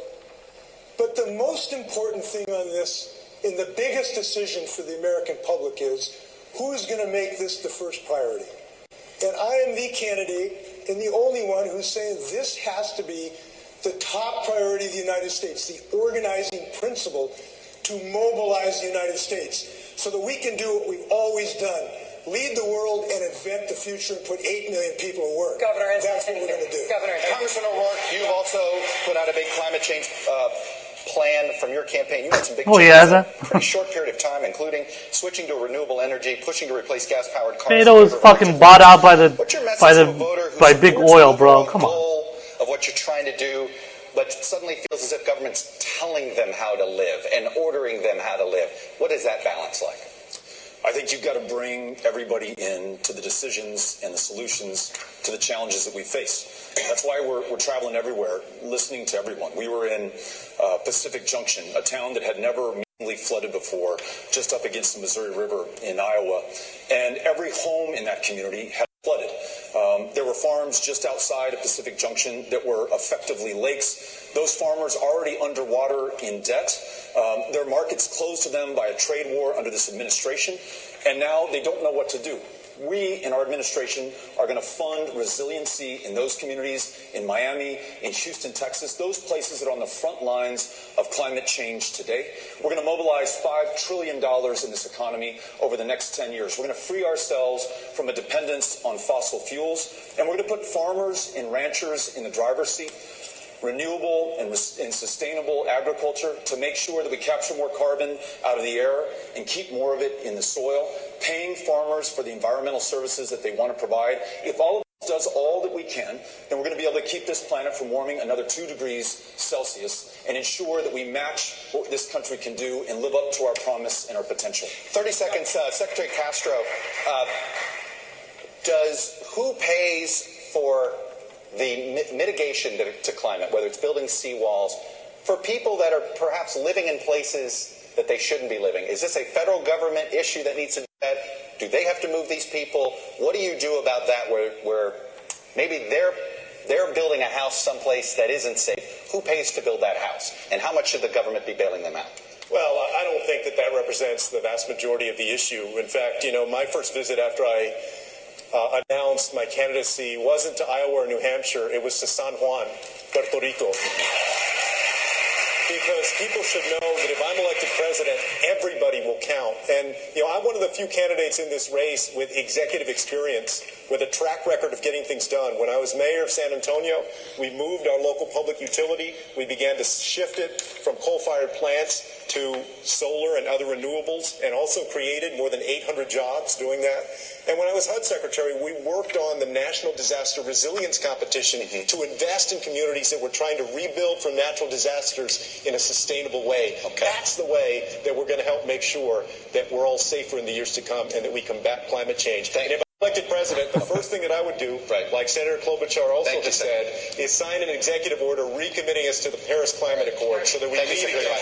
Congressman Ryan, I got a full question for you here, which is simply this. There are a lot of the climate plans include pricing carbon, taxing carbon in some way. This type of proposal has been tried in a few places, whether it's Washington State, where voters voted it down. You've had the Yellow Vest movement. We had in Australia one party get rejected out of fear of the cost of climate change sort of being put on the backs of the consumer.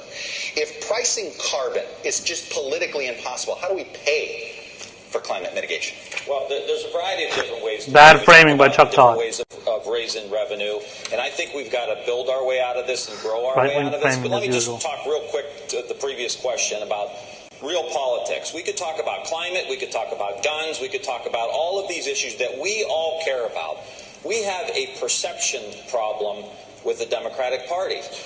We are not connecting to the working class people in the very states that I represent in Ohio, in the industrial Midwest. We've lost all connection.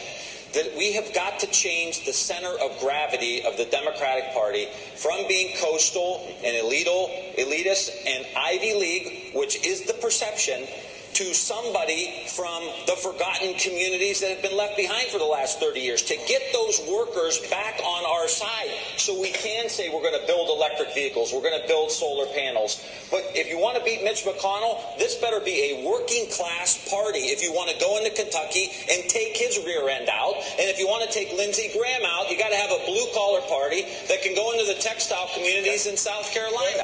So all I'm saying here, Thank you, Congressman Ryan. all I'm saying here, Thank you, Congressman Ryan. so all I'm saying is here, if we don't address that fundamental problem with our connection to workers, white, black, brown, gay, straight, working class people, none of this is going to get done, Chuck. Thank you very much. We're going to keep moving. Congressman DeLay, I'm going to get to you. I introduced the only bipartisan carbon tax bill. 30 seconds. All right. 30 seconds, go. All the economists agree that a carbon pricing mechanism works. You just have to do it right. You can't put a price on carbon, raise energy prices, and not give the money back to the American people. My proposal, which is put a price on carbon, give a dividend back to the American people. It goes out one pocket, back in the other. Thank you, Congressman. I can get that passed my first year as president with a coalition of every Democrat in the Congress and the Republicans who live in coastal states. Because Republicans in Florida, they actually care about this issue. This has got to be our way forward if we're actually serious about this issue. Congresswoman Gabbard. Finally, they are asking One of the first things you did after launching your campaign was to issue an apology to the LGBTQ community about your past stances and statements on gay rights.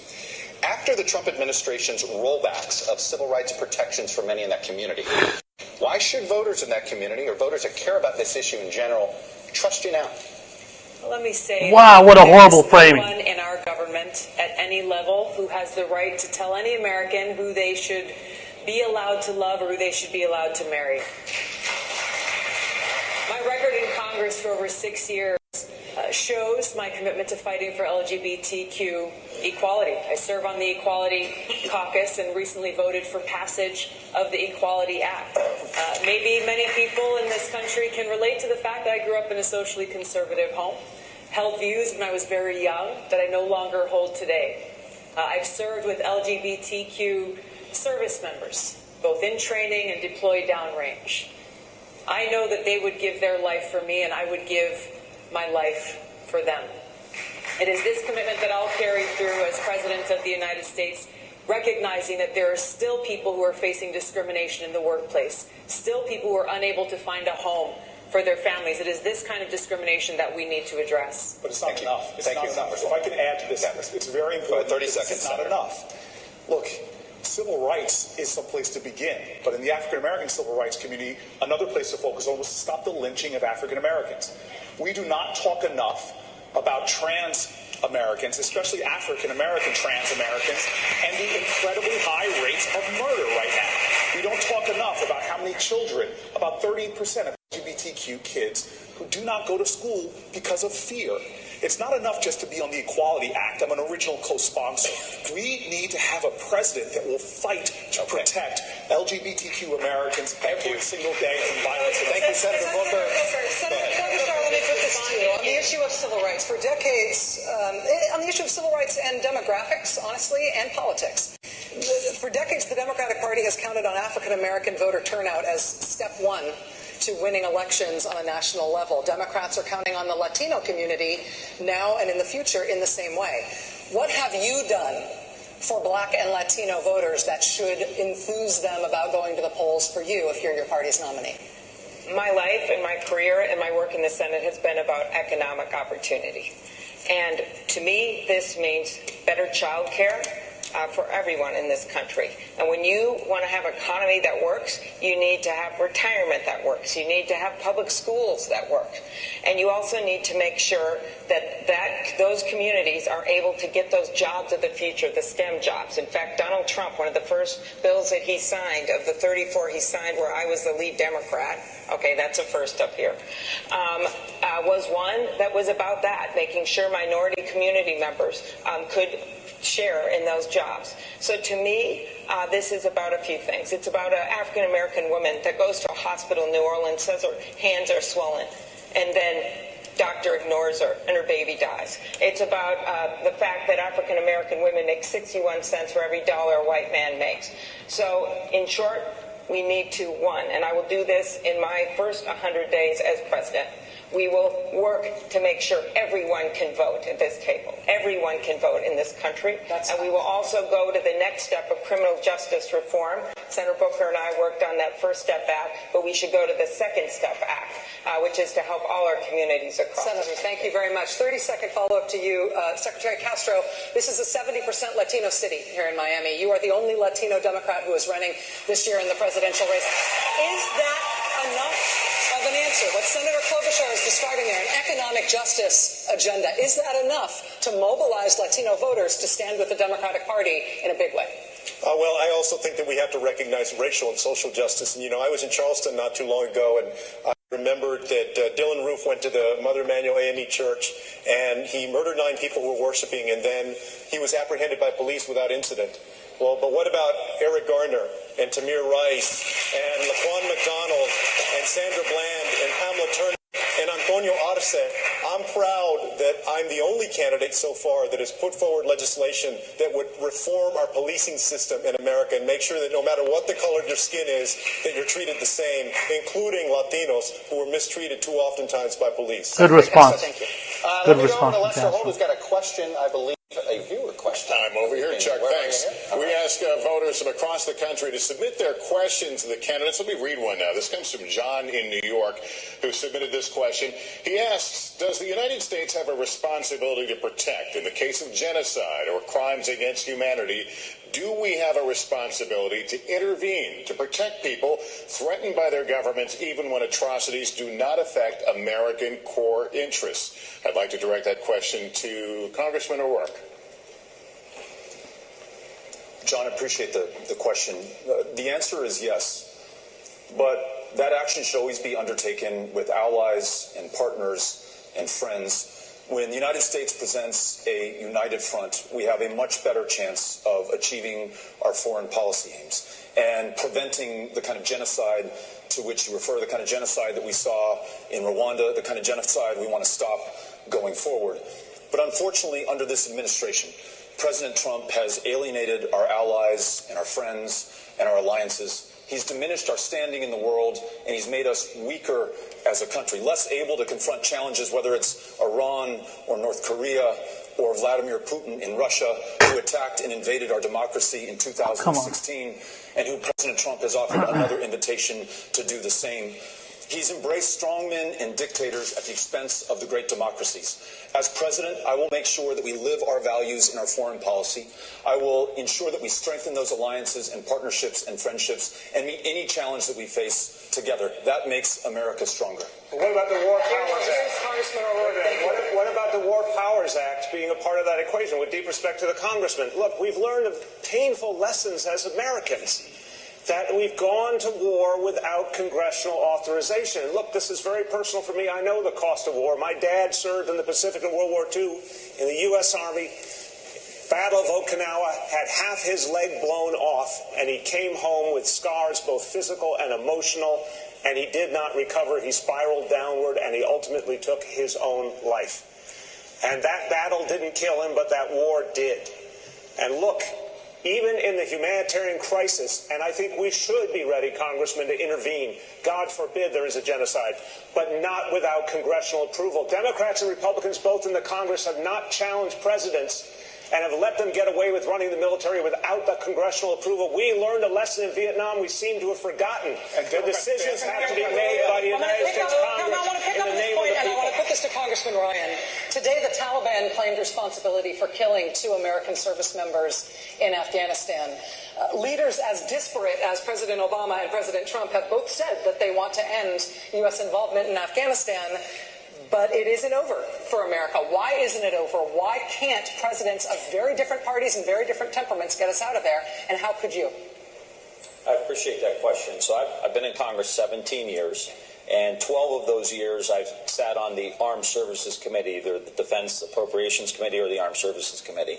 And the lesson that I've learned over the years is that you have to stay engaged in these situations. Nobody likes it. It's long. It's tedious. But right now we have, so I would say we must be engaged in this. We must have our State Department engaged. We must have our military engaged to the extent they need to be.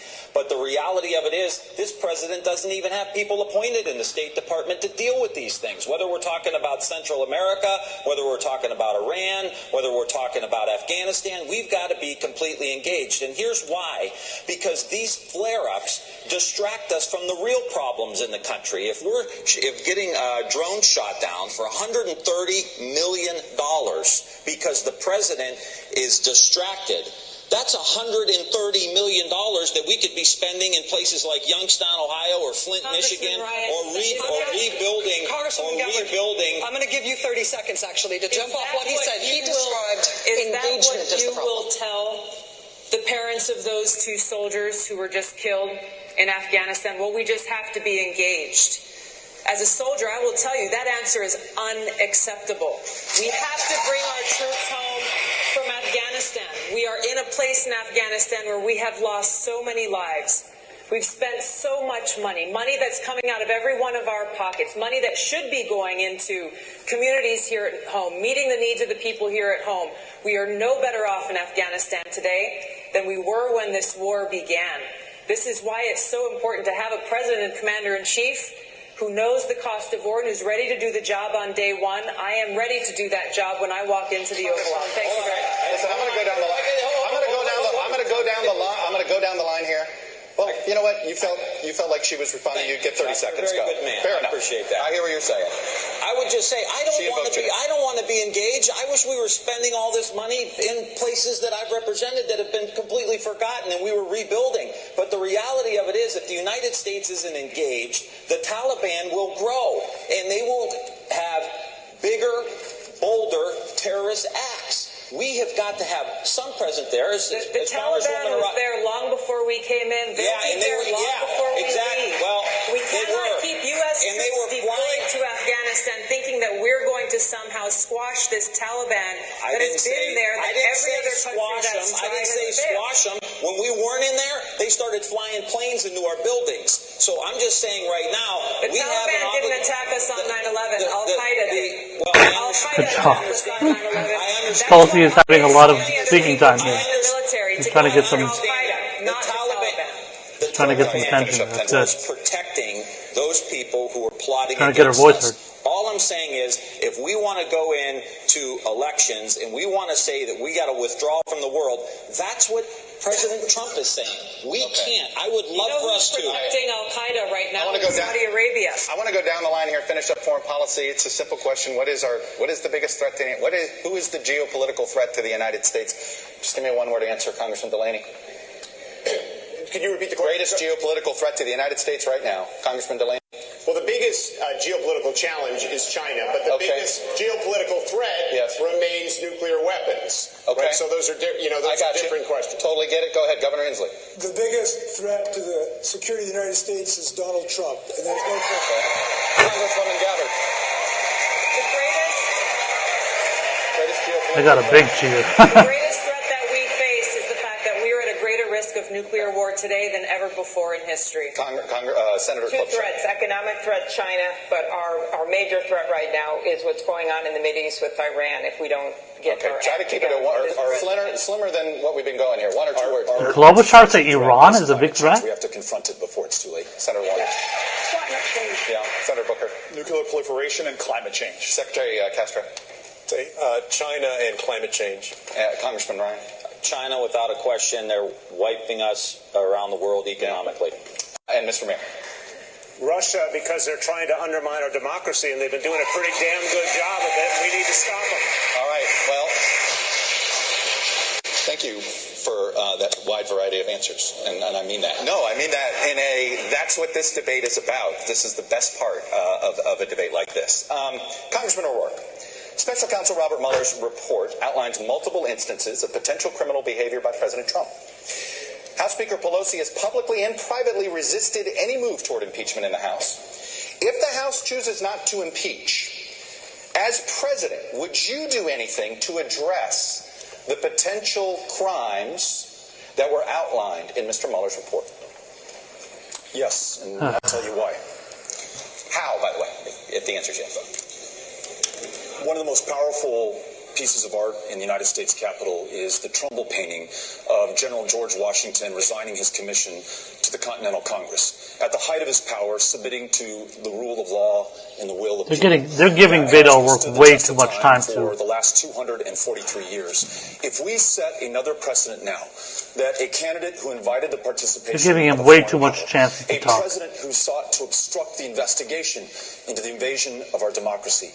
If we allow him to get away with this with complete impunity, then we will have set a new standard, and that is that some people, because of the position of power and public trust that they hold, are above the law, and we cannot allow that to stand. So we must begin impeachment now, so that we have the facts and the truth, and we follow them as far as they go and as high up as they reach, and we save this democracy. And if we've not been able to do that in this year or the year that follows, and under my administration, our Department of Justice will pursue these facts and ensure that there are consequences, there is accountability, and there is justice. It's the only way that we save this country. Thank you, Congressman O'Rourke. Congressman Delaney, because of the accountability issues that Congressman O'Rourke was just describing there, and the real political landscape in which Nancy Pelosi is saying that impeachment will not be pursued in the House, it raises the prospect, and the Mueller report raises the prospect, that President Trump could be prosecuted for some of those potential crimes down the line. No U.S. president has ever been prosecuted for crimes after leaving office. Do you believe that President Trump could or should be the first? I guess there's always a first. Should he be? I don't think anyone's above the law. I don't think anyone is above the law, including a president. I support Speaker Pelosi's decisions that she's making in the House of Representatives right now as Speaker. I think she knows more about the decision as to whether to impeach the president than any of the 2020 candidates combined. Conceded. So, but I do think that no one's above the law, and this president, who is lawless, should not be above the law. But I will tell you, Rachel, the one thing when you're out doing as much campaigning as I've done, 400 events, all 99 counties in Iowa. This is not the number one issue the American people ask us about. Then how does nobody know who the fuck you are? What we're going to do for health care, how we're going to lower pharmaceutical prices, how we're going to build infrastructure, what we're going to do to create jobs in their communities. You know, last year in our country, 80% of the money for startup businesses went to 50 counties in this country. There's over 3,000 counties in this country. That's what they care about. They care about what's going on in the public schools. They care about what's going on with jobs in their communities, with their pay, with their health care, with infrastructure. These are the issues. These kind of kitchen table, pocketbook issues are actually what most Americans care about. They never ask about the Mueller report. They never ask about it. They want to know how we're going to solve these problems. Here's the thing. Senator, if we let the Republicans run our elections, and if we do not do something about interference in the election, and we let Mitch McConnell stop all the backup paper ballots, then we're not going to get what we want to do. I got to sneak in, but we blew through a break, which was good news to give you more time, so I got to sneak one in now. More of this debate. It's picking up here. It continues right after this. Pick it up. It's almost the end.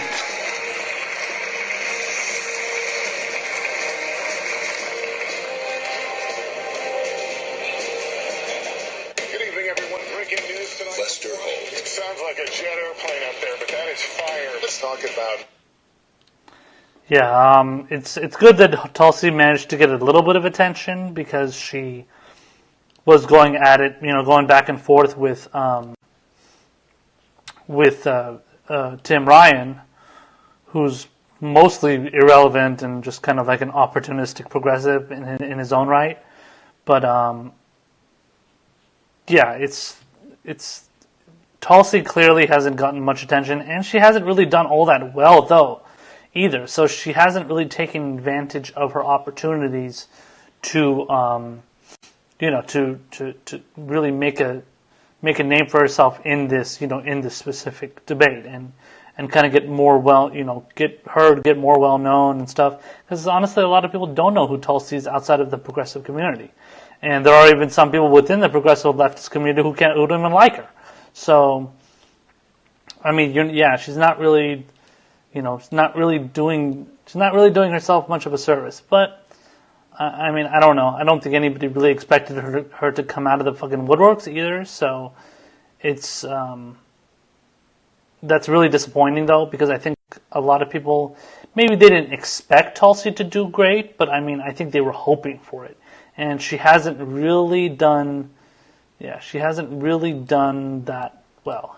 And that sucks, because she does have the ability to do well. She did well in the back and forth with Tim Ryan.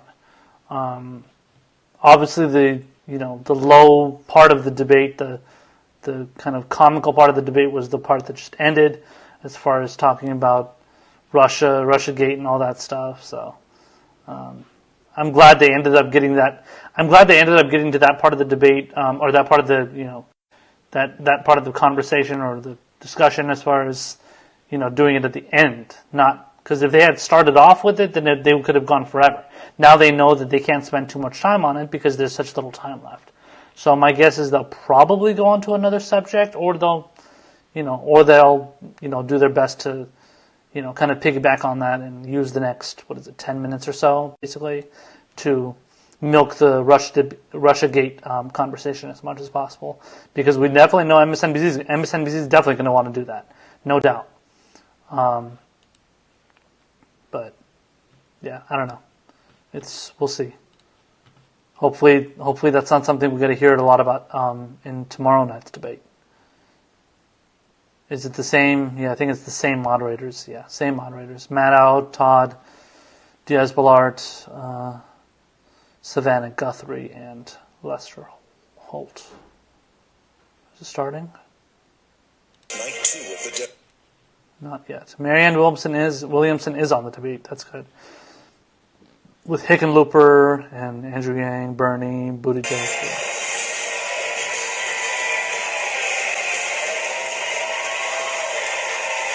are back from Miami, and it's time now for closing statements.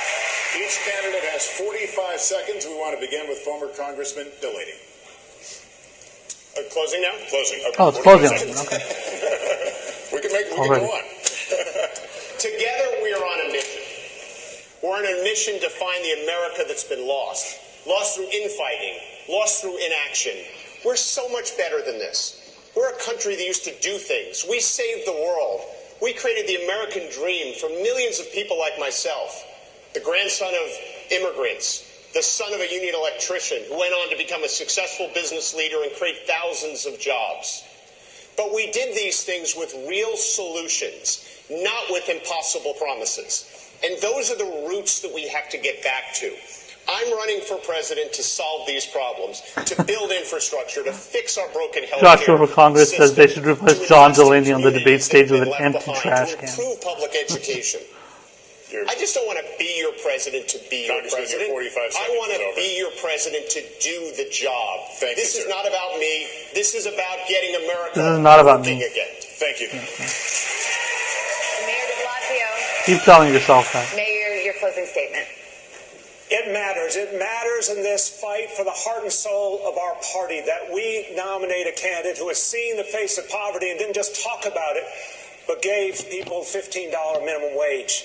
It matters that we nominate a candidate who saw the destruction wrought by a broken healthcare system and gave people universal health care. It matters that we choose someone who saw the wasted potential of our children denied pre-K and gave it to every single one of them for free.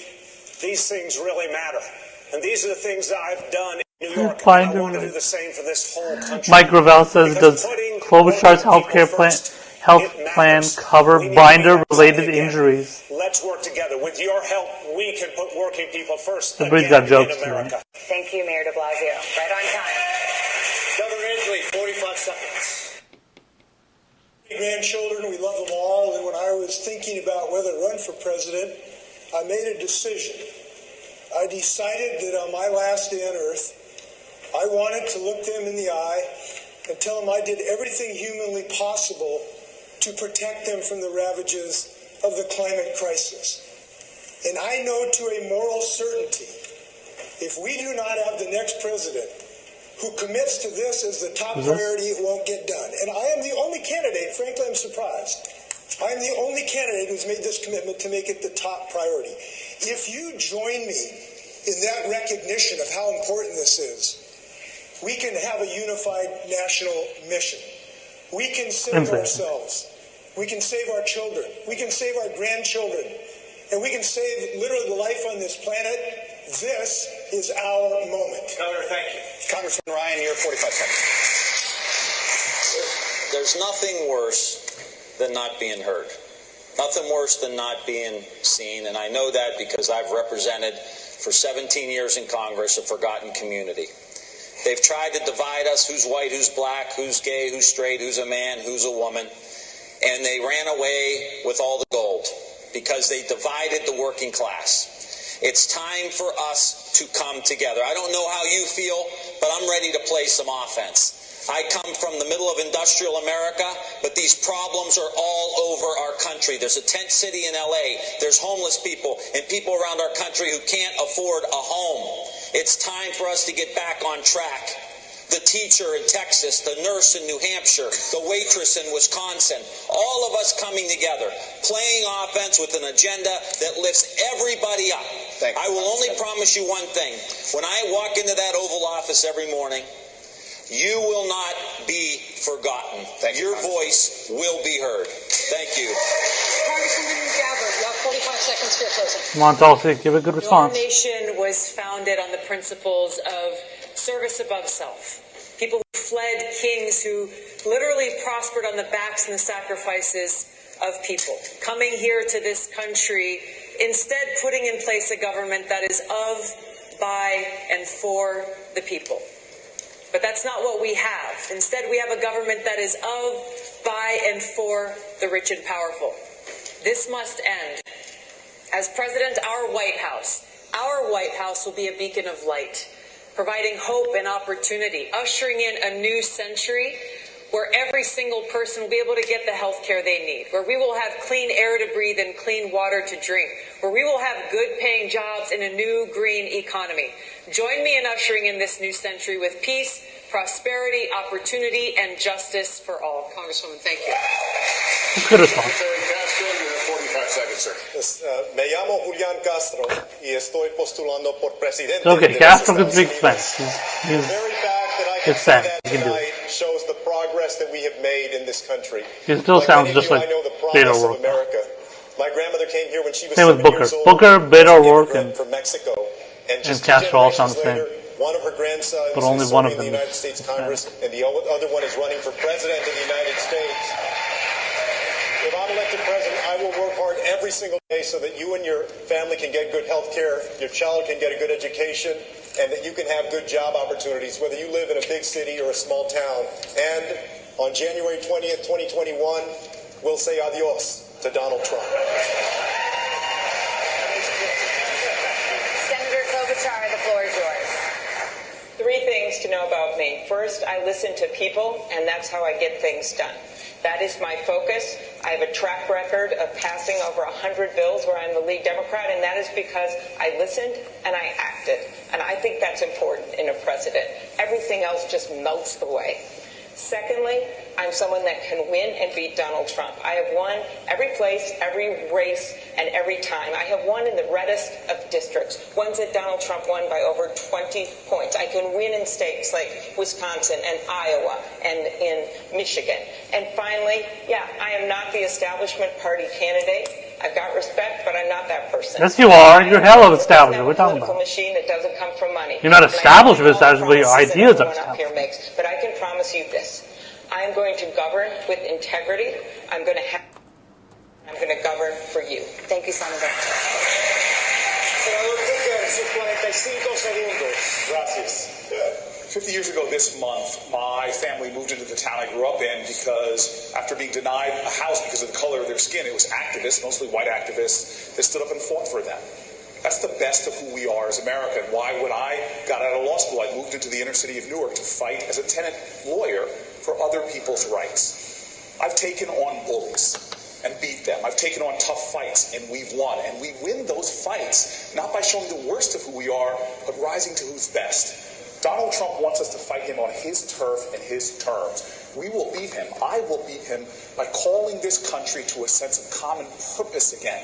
This is a referendum on him and getting rid of him, but it's also a referendum on us, who we are and who we must be to each other. It's time we win this election. And the way I'll govern is by showing the best of who we are, because that's what this country needs and deserves. Thank you. Congressman O'Rourke, 45 seconds. Our daughter Molly turned 11 this week. I'm on this stage for her, for children across this country, including some her same age who've been separated from their parents and are sleeping on concrete floors under aluminum blankets tonight. If we're going to be there for them, if we're going to confront the challenges that we face, we can't return to the same old approach. We're going to need a new kind of politics, one directed by the urgency of the next generation. Those climate activists who are fighting not just for their future, but for everyone's. Those students marching not just for their lives, but for all of ours. We'll need a movement like the one that we led in Texas. It renewed our democracy by bringing everyone in and writing nobody off. That's how we beat Donald Trump. That's how we bring this great country together again. Join us. This is our moment, and the generations that follow are counting on us to meet it. Thank you, Congressman. Senator Warren, you have 45 seconds for the final statement of the evening. Thank you. It's a great honor to be here. Never in a million years did I think I would stand on a stage like this. I was born and raised in Oklahoma. I have 3 older brothers. I used to be a Republican. In the military. I had a dream growing up, and my dream was to be a public school teacher. By the time I graduated from high school, my family didn't have the money for a college application, much less a chance for me to go to college.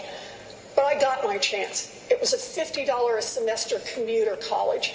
That was a little slice of government that created some opportunity for a girl, and it opened my life. I am in this fight because I believe that we can make our government, we can make our economy, we can make our country work, not just for those at the top.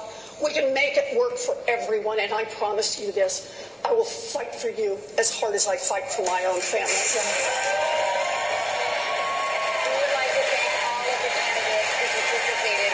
Tonight, and that will do it for night 1 of this 2-night event. And guess what? We've got 10 more candidates tomorrow night. We certainly hope you will join us then, but for now, that concludes our coverage of this first Democratic debate from Miami.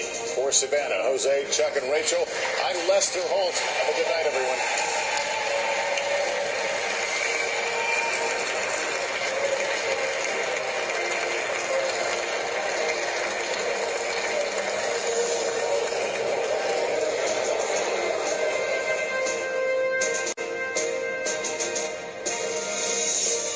Stroke of 11 p.m. on the East Coast. We are back with you from our studio. Okay, so that is the end of the debate. That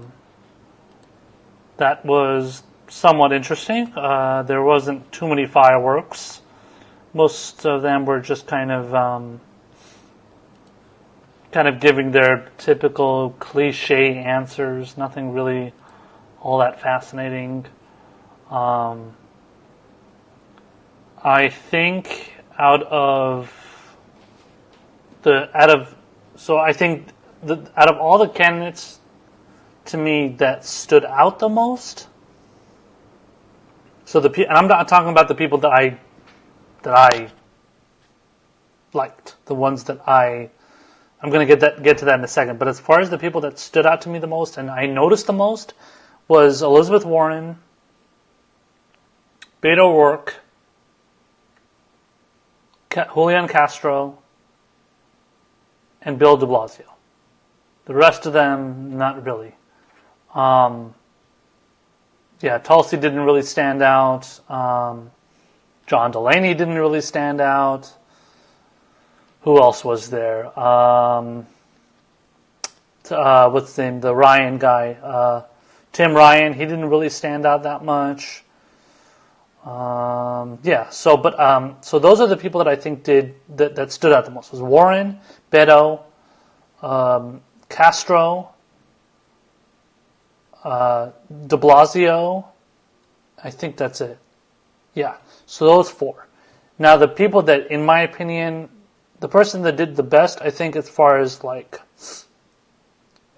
on kind of staking their claim to progressive policy and ideology the most.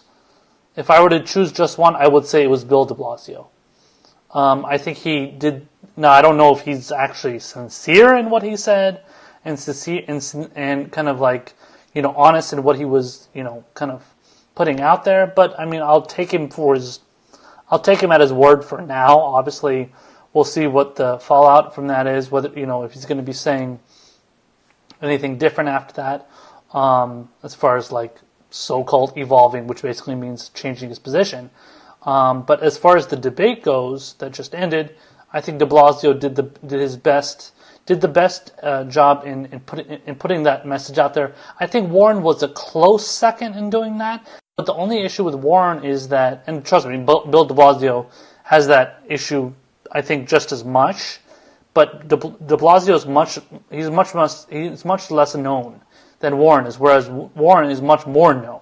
She has much more of a mainstream name as far as like people knowing who Elizabeth Warren is, compared to De Blasio, who nobody really, I would say, outside of the East Coast, obviously New York, but outside of New York, outside of New Jersey and Washington, D.C., in those areas, they don't really know who Bill De Blasio is. So it makes sense for him not to make a big splash.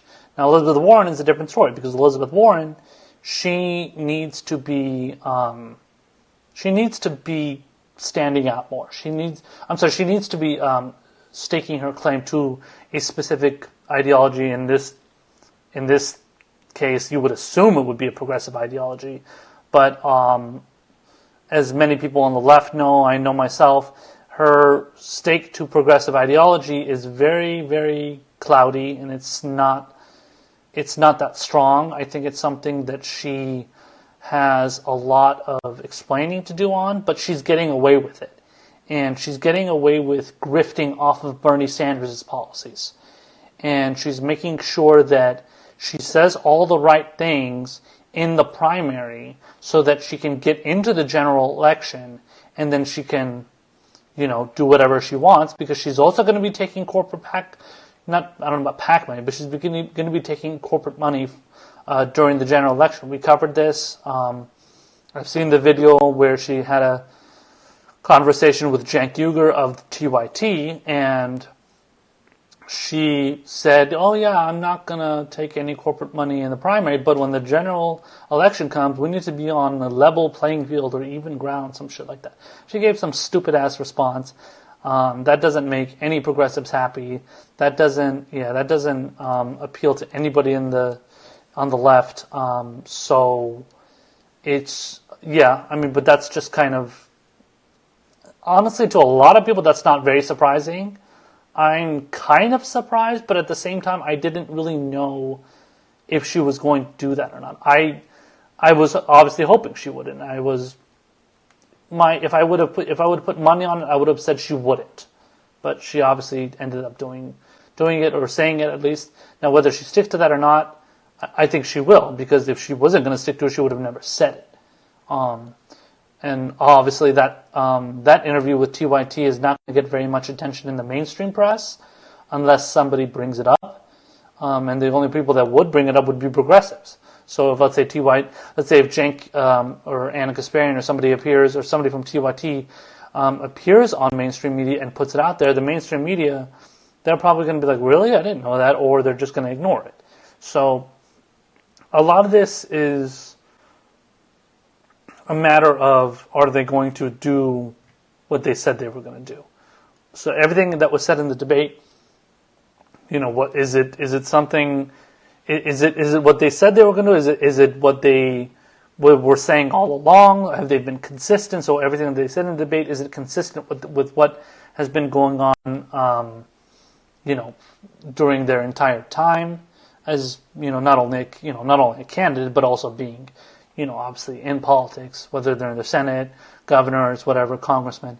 So we'll see what happens as far as time goes on, but definitely a lot of them have been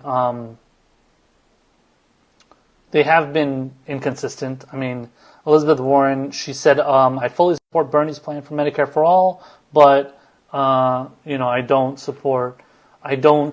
I'm sorry. She said that, but in reality, it appears as if a lot of people were pointing out on Twitter, a lot of leftists were pointing out that she doesn't actually support a full implementation of Medicare for all. But in the debate tonight, she raised her hand when they said that would you be in support of getting rid of the private insurance to implement the government run healthcare. She raised her hand and she said yes. The other person to say yes was Bill de Blasio. As I mentioned, I thought he did a good job. I'm going to be getting to the losers, by the way, in a second of this debate. So I think I don't. We'll see what happens down the line when it comes to Warren as far as her position on Medicare for all, whether she's going to be supporting or whether she's going to keep pushing for government-run healthcare to eliminate private insurance. But I think she's going to hedge. I think she's going to hedge. She's going to move over to the right a little bit. And I'm talking about before the primary, or before the primary is done, so before the general election even happens. I think she is going to make a shift over to the other side. I think she is going to, at least in some regard, say, well, I don't support getting rid of it completely or, totally, but we need to do it. If we do it, we need to do it, we need to do it quickly, because she doesn't want to say we should do it slowly, because that's what a lot of the other candidates are saying. They say even if they are in favor of private insurance existing, some of them will say, well, but we need to get rid of it very slowly. We can't get rid of it too quickly, because whatever, people can't get kicked off, and it's, people love their private insurance, all that bullshit. So, but I think ultimately it's gonna be a matter of making sure that we hold these candidates to their words, especially when it comes to the more progressive ones in this, or at least from this debate so far, that being de Blasio and Warren. The rest of them are just mostly centrist type characters that you can't really trust. But yeah, so now I want to get to the losers. The losers of this debate, by far, and maybe this is because I had a very high expectation for her, but I'm sorry to say, but Tulsi Gabbard was one of the losers in this debate. I expected much more from her. Now, again, like I said before, I always kind of knew that she was, I always knew that she was more of like kind of a soft-spoken, kind of not very confrontational type debater and just kind of politician in general. But I expected her to kind of stake her claim and be like, okay, I'm Tulsi Gabbard, you know who the fuck I am, even though they don't, but make herself known, make herself seen, get people to notice her, and then maybe she can kind of use that as momentum to get higher in the polls and stay in the race and then move on to the next debate, because I'm afraid maybe she might not be able to make it to the next debate. I don't know when that is, but she might not be able to make it to the next debate. We'll see. But I expected her to push her agenda a hell of a lot better and a much more progressive agenda, let alone raising her hand when asked, would you replace private insurance healthcare with government healthcare? She did not raise her hand. And people are saying, some of her supporters I was seeing on Twitter are saying like, oh, well, the answer was not that clear, and it wasn't, she didn't really say that. No, she didn't raise her hand. Now, in contrast, Elizabeth Warren, who, again, like I said, does not seem like she supports a full implementation of Medicare for all, which would mean government-run healthcare not having private insurance. She supports Medicare for all. So she raised her hand and said she does support it. Tulsi Gabbard said she didn't. Now, there is another kind of nuanced conversation about how Tulsi Gabbard supports supplemental care. That's apparently, according to somebody on Twitter, she supports supplemental care just like Bernie Sanders does. That may be true. I don't know. I don't know if she said that in her response.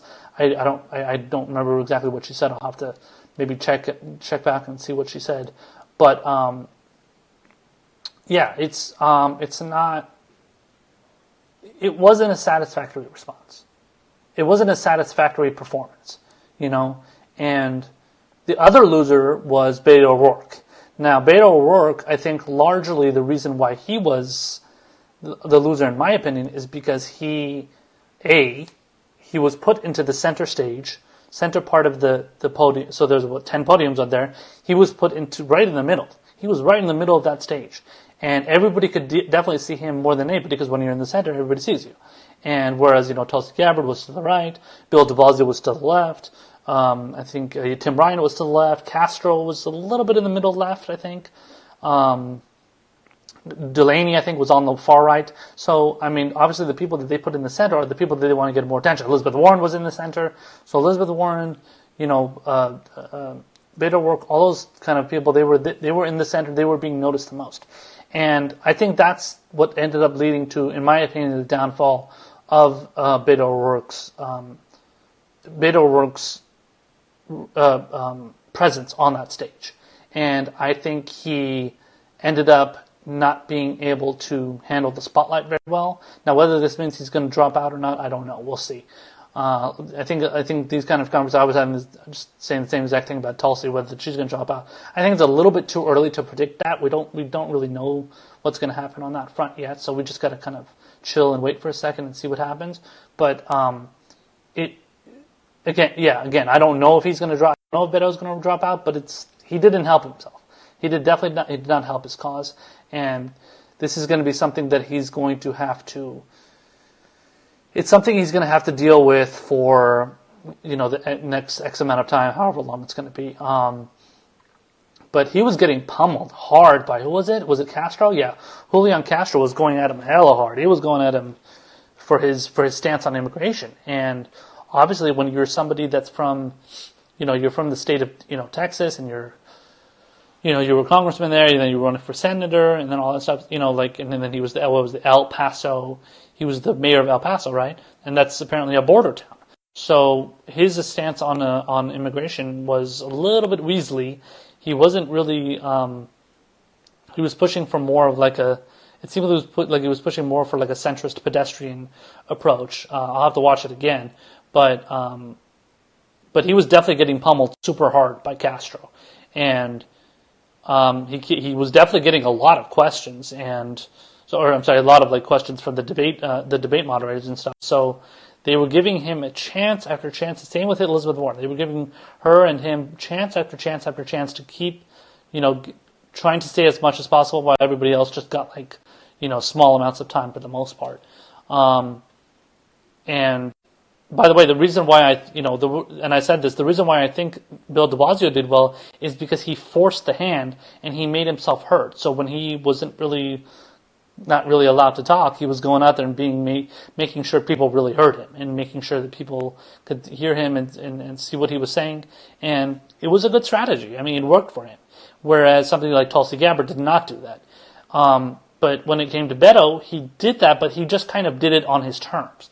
Beto wasn't really trying to take control of the stage. He wasn't really trying to make him, put himself out there. He was just kind of following the rules and going along with what he was expected to do, as far as how long he can take to answer the question, not really, going over time and stuff. So he was just kind of going with the flow, and on top of it being, shitted on by people like Julian Castro and maybe one other person on that stage, but he was getting pummeled like crazy.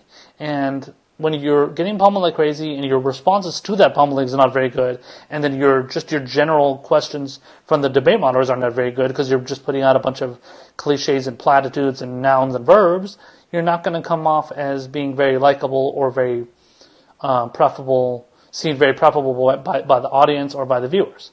And coming from somebody like me who already can't stand Beto O'Rourke, along with many other leftists and progressives, and I'm somebody that I didn't even care for Beto O'Rourke when he was running against Ted Cruz. I didn't really care what Beto was doing when he was running against Ted Cruz. He got a lot of attention, but I just mostly ignored him, and I didn't care what he was saying. I didn't give a shit what Beto O'Rourke was saying in the debates or in his speeches and his statements during that Senate race with Ted Cruz, because I didn't think he was authentic. He just didn't come off as an authentic person, and he honestly reminded me a lot about he reminded me a lot of Barack Obama, and that's why I referred to him and used the hashtag Beto Obama, because Beto O'Rourke wants to be like Obama as much as possible, and he wants to push that I'm a very nice guy and I sound very calm and cool, and I like to use. I like to speak in inspiring ways. I like to put my hands out there, and I like to talk like this, and I like to use a specific tone and a specific inflection in my voice, and I want people to notice me for that. So it's like the whole thing is just a convoluted, it's a convoluted like robot politician kind of mentality. It's just putting somebody into a position of sounding very robotic, and then on top of it, obviously putting out like ideas and policies out there. Obviously, his policies are not very extensive and detailed, but I mean, it's some attempt at policies. But it's just like, you're just throwing together like this, this robot that doesn't sound all that appealing. And the only thing so-called appealing about him is that he sounds nice and he speaks with a specific tone of voice that people may like. And that's really what it's all about. It's not about the policies. The people that like Beto O'Rourke don't care about, they don't really know, they don't care, and maybe they don't care, but they don't know about the policies. They just think that he sounds good and that he isn't angry, and he isn't sound angry, and he isn't somebody that's going to like go out there and speak with hellfire and brimstone and just sound very passionate. He just sounds kind of just whatever. He just sounds like a regular guy and somebody that people can like because he seems like a nice person, but nothing about actual policies. And he got called out on those policies a lot. So we'll see. We'll see what the fate holds for Beto. We'll see what the fate holds for Tulsi. I'm very, very worried about what's going to happen with Tulsi. I hope she's able to rebound somehow. I don't know how that's going to happen. Maybe she's going to give some interviews on cable news or whatever, but I don't know. She didn't really do herself too many favors. Beto didn't, same thing. He didn't do himself any favors, but Beto was on a higher, the fact that Beto was placed on a higher pedestal, he was given more attention, and he still fucked it up, is much worse than Tulsi. So I think Tulsi still has a chance to stay in, because maybe a lot of people didn't notice her. So the fact that people didn't notice her, she barely got to speak. She spoke maybe a total of 3-4 minutes at the most, on totaling all her time, whereas Beto probably got like 9-10 minutes. So, but yeah, my prediction is that Beto is not going to look good after this. Tulsi isn't either, but I don't think that's going to lead to Tulsi dropping out. I think if anything, it's Beto that might have to drop out, maybe, possibly, I don't know. Or might at least have to consider it. Again, recapping my winners, that's my losers. My winners, I think, was Elizabeth Warren and Bill de Blasio. Bill de Blasio mostly because of his forcefulness and his ability to make himself heard. Elizabeth Warren because she was asked so many questions and she was able to basically make herself another version of Bernie Sanders and kind of play herself off like that, talking about how I agree with Bernie on Medicare for all. I agree on getting rid of private insurance to put government healthcare in place of it, government-run healthcare in place of it. So I mean, Warren really, in many cases, she was trying to do her best Bernie impression, and she did a decent job at that. And that's not surprising. In the beginning of the debate, everybody was trying to honestly make their best Bernie impression. They were trying to outflank out-lefty each other, essentially, and trying to get onto that left flank and kind of hold that for themselves and make sure that everybody knows that they own that flank of the party. But, I mean, and then obviously when the debate continued on, then they started to get a little bit more centrist, and then like critiquing the Iran deal and saying it wasn't that great and all that stuff bullshit. Amy Klobuchar said that, Cory Booker said that. So, I mean, that's not totally surprising when it comes to these centrist politicians, who majority of them on that stage, outside of Tulsi and to some extent Elizabeth Warren, the rest of them were all centrist, because Elizabeth Warren definitely does have some centrism in her. But the rest of them were all, very centrist. But, and obviously, like the other one I said, Bill de Blasio, even though he has some centrist policies as far as kind of like his ideas when it comes to, because apparently he didn't really stand up very, very good for, the black community that's dealt with, like, stop and frisk in New York and stuff. I don't know the specific details of it, but He hasn't really stood up for that very strongly because that's a policy that Michael Bloomberg, when he was mayor, put into effect, and then and he definitely championed it. De Blasio didn't really do too good of a job as far as what many New Yorkers thought, but when it came to how he did on the stage, he did a good job. He managed to get himself heard. He managed to put out his vision. Managed to get to I think maybe not further to the left of Elizabeth Warren when it came to the rhetoric, but he definitely matched her on that progressive rhetoric and trying to reach out to progressives out there. So, that's my breakdown, and we'll see what happens for tomorrow's debate. I'll be back here for you guys tomorrow night. So this has been the special edition of the Progressive Experience, the Progressive Square. Special debate night coverage. We'll see you guys tomorrow night. Tonight was part 1. Tomorrow night's going to be part 2. I really appreciate you guys joining me, watching me on Facebook Live, and watching me on Periscope as well. So, and before I leave you guys to be, I just want to let you know to please check out my Patreon page, patreon.com/ProgBlacksmith. If you guys can give a contribution or become a patron, I would really appreciate it. And I hope to see you guys tomorrow. Have a great night. Take care.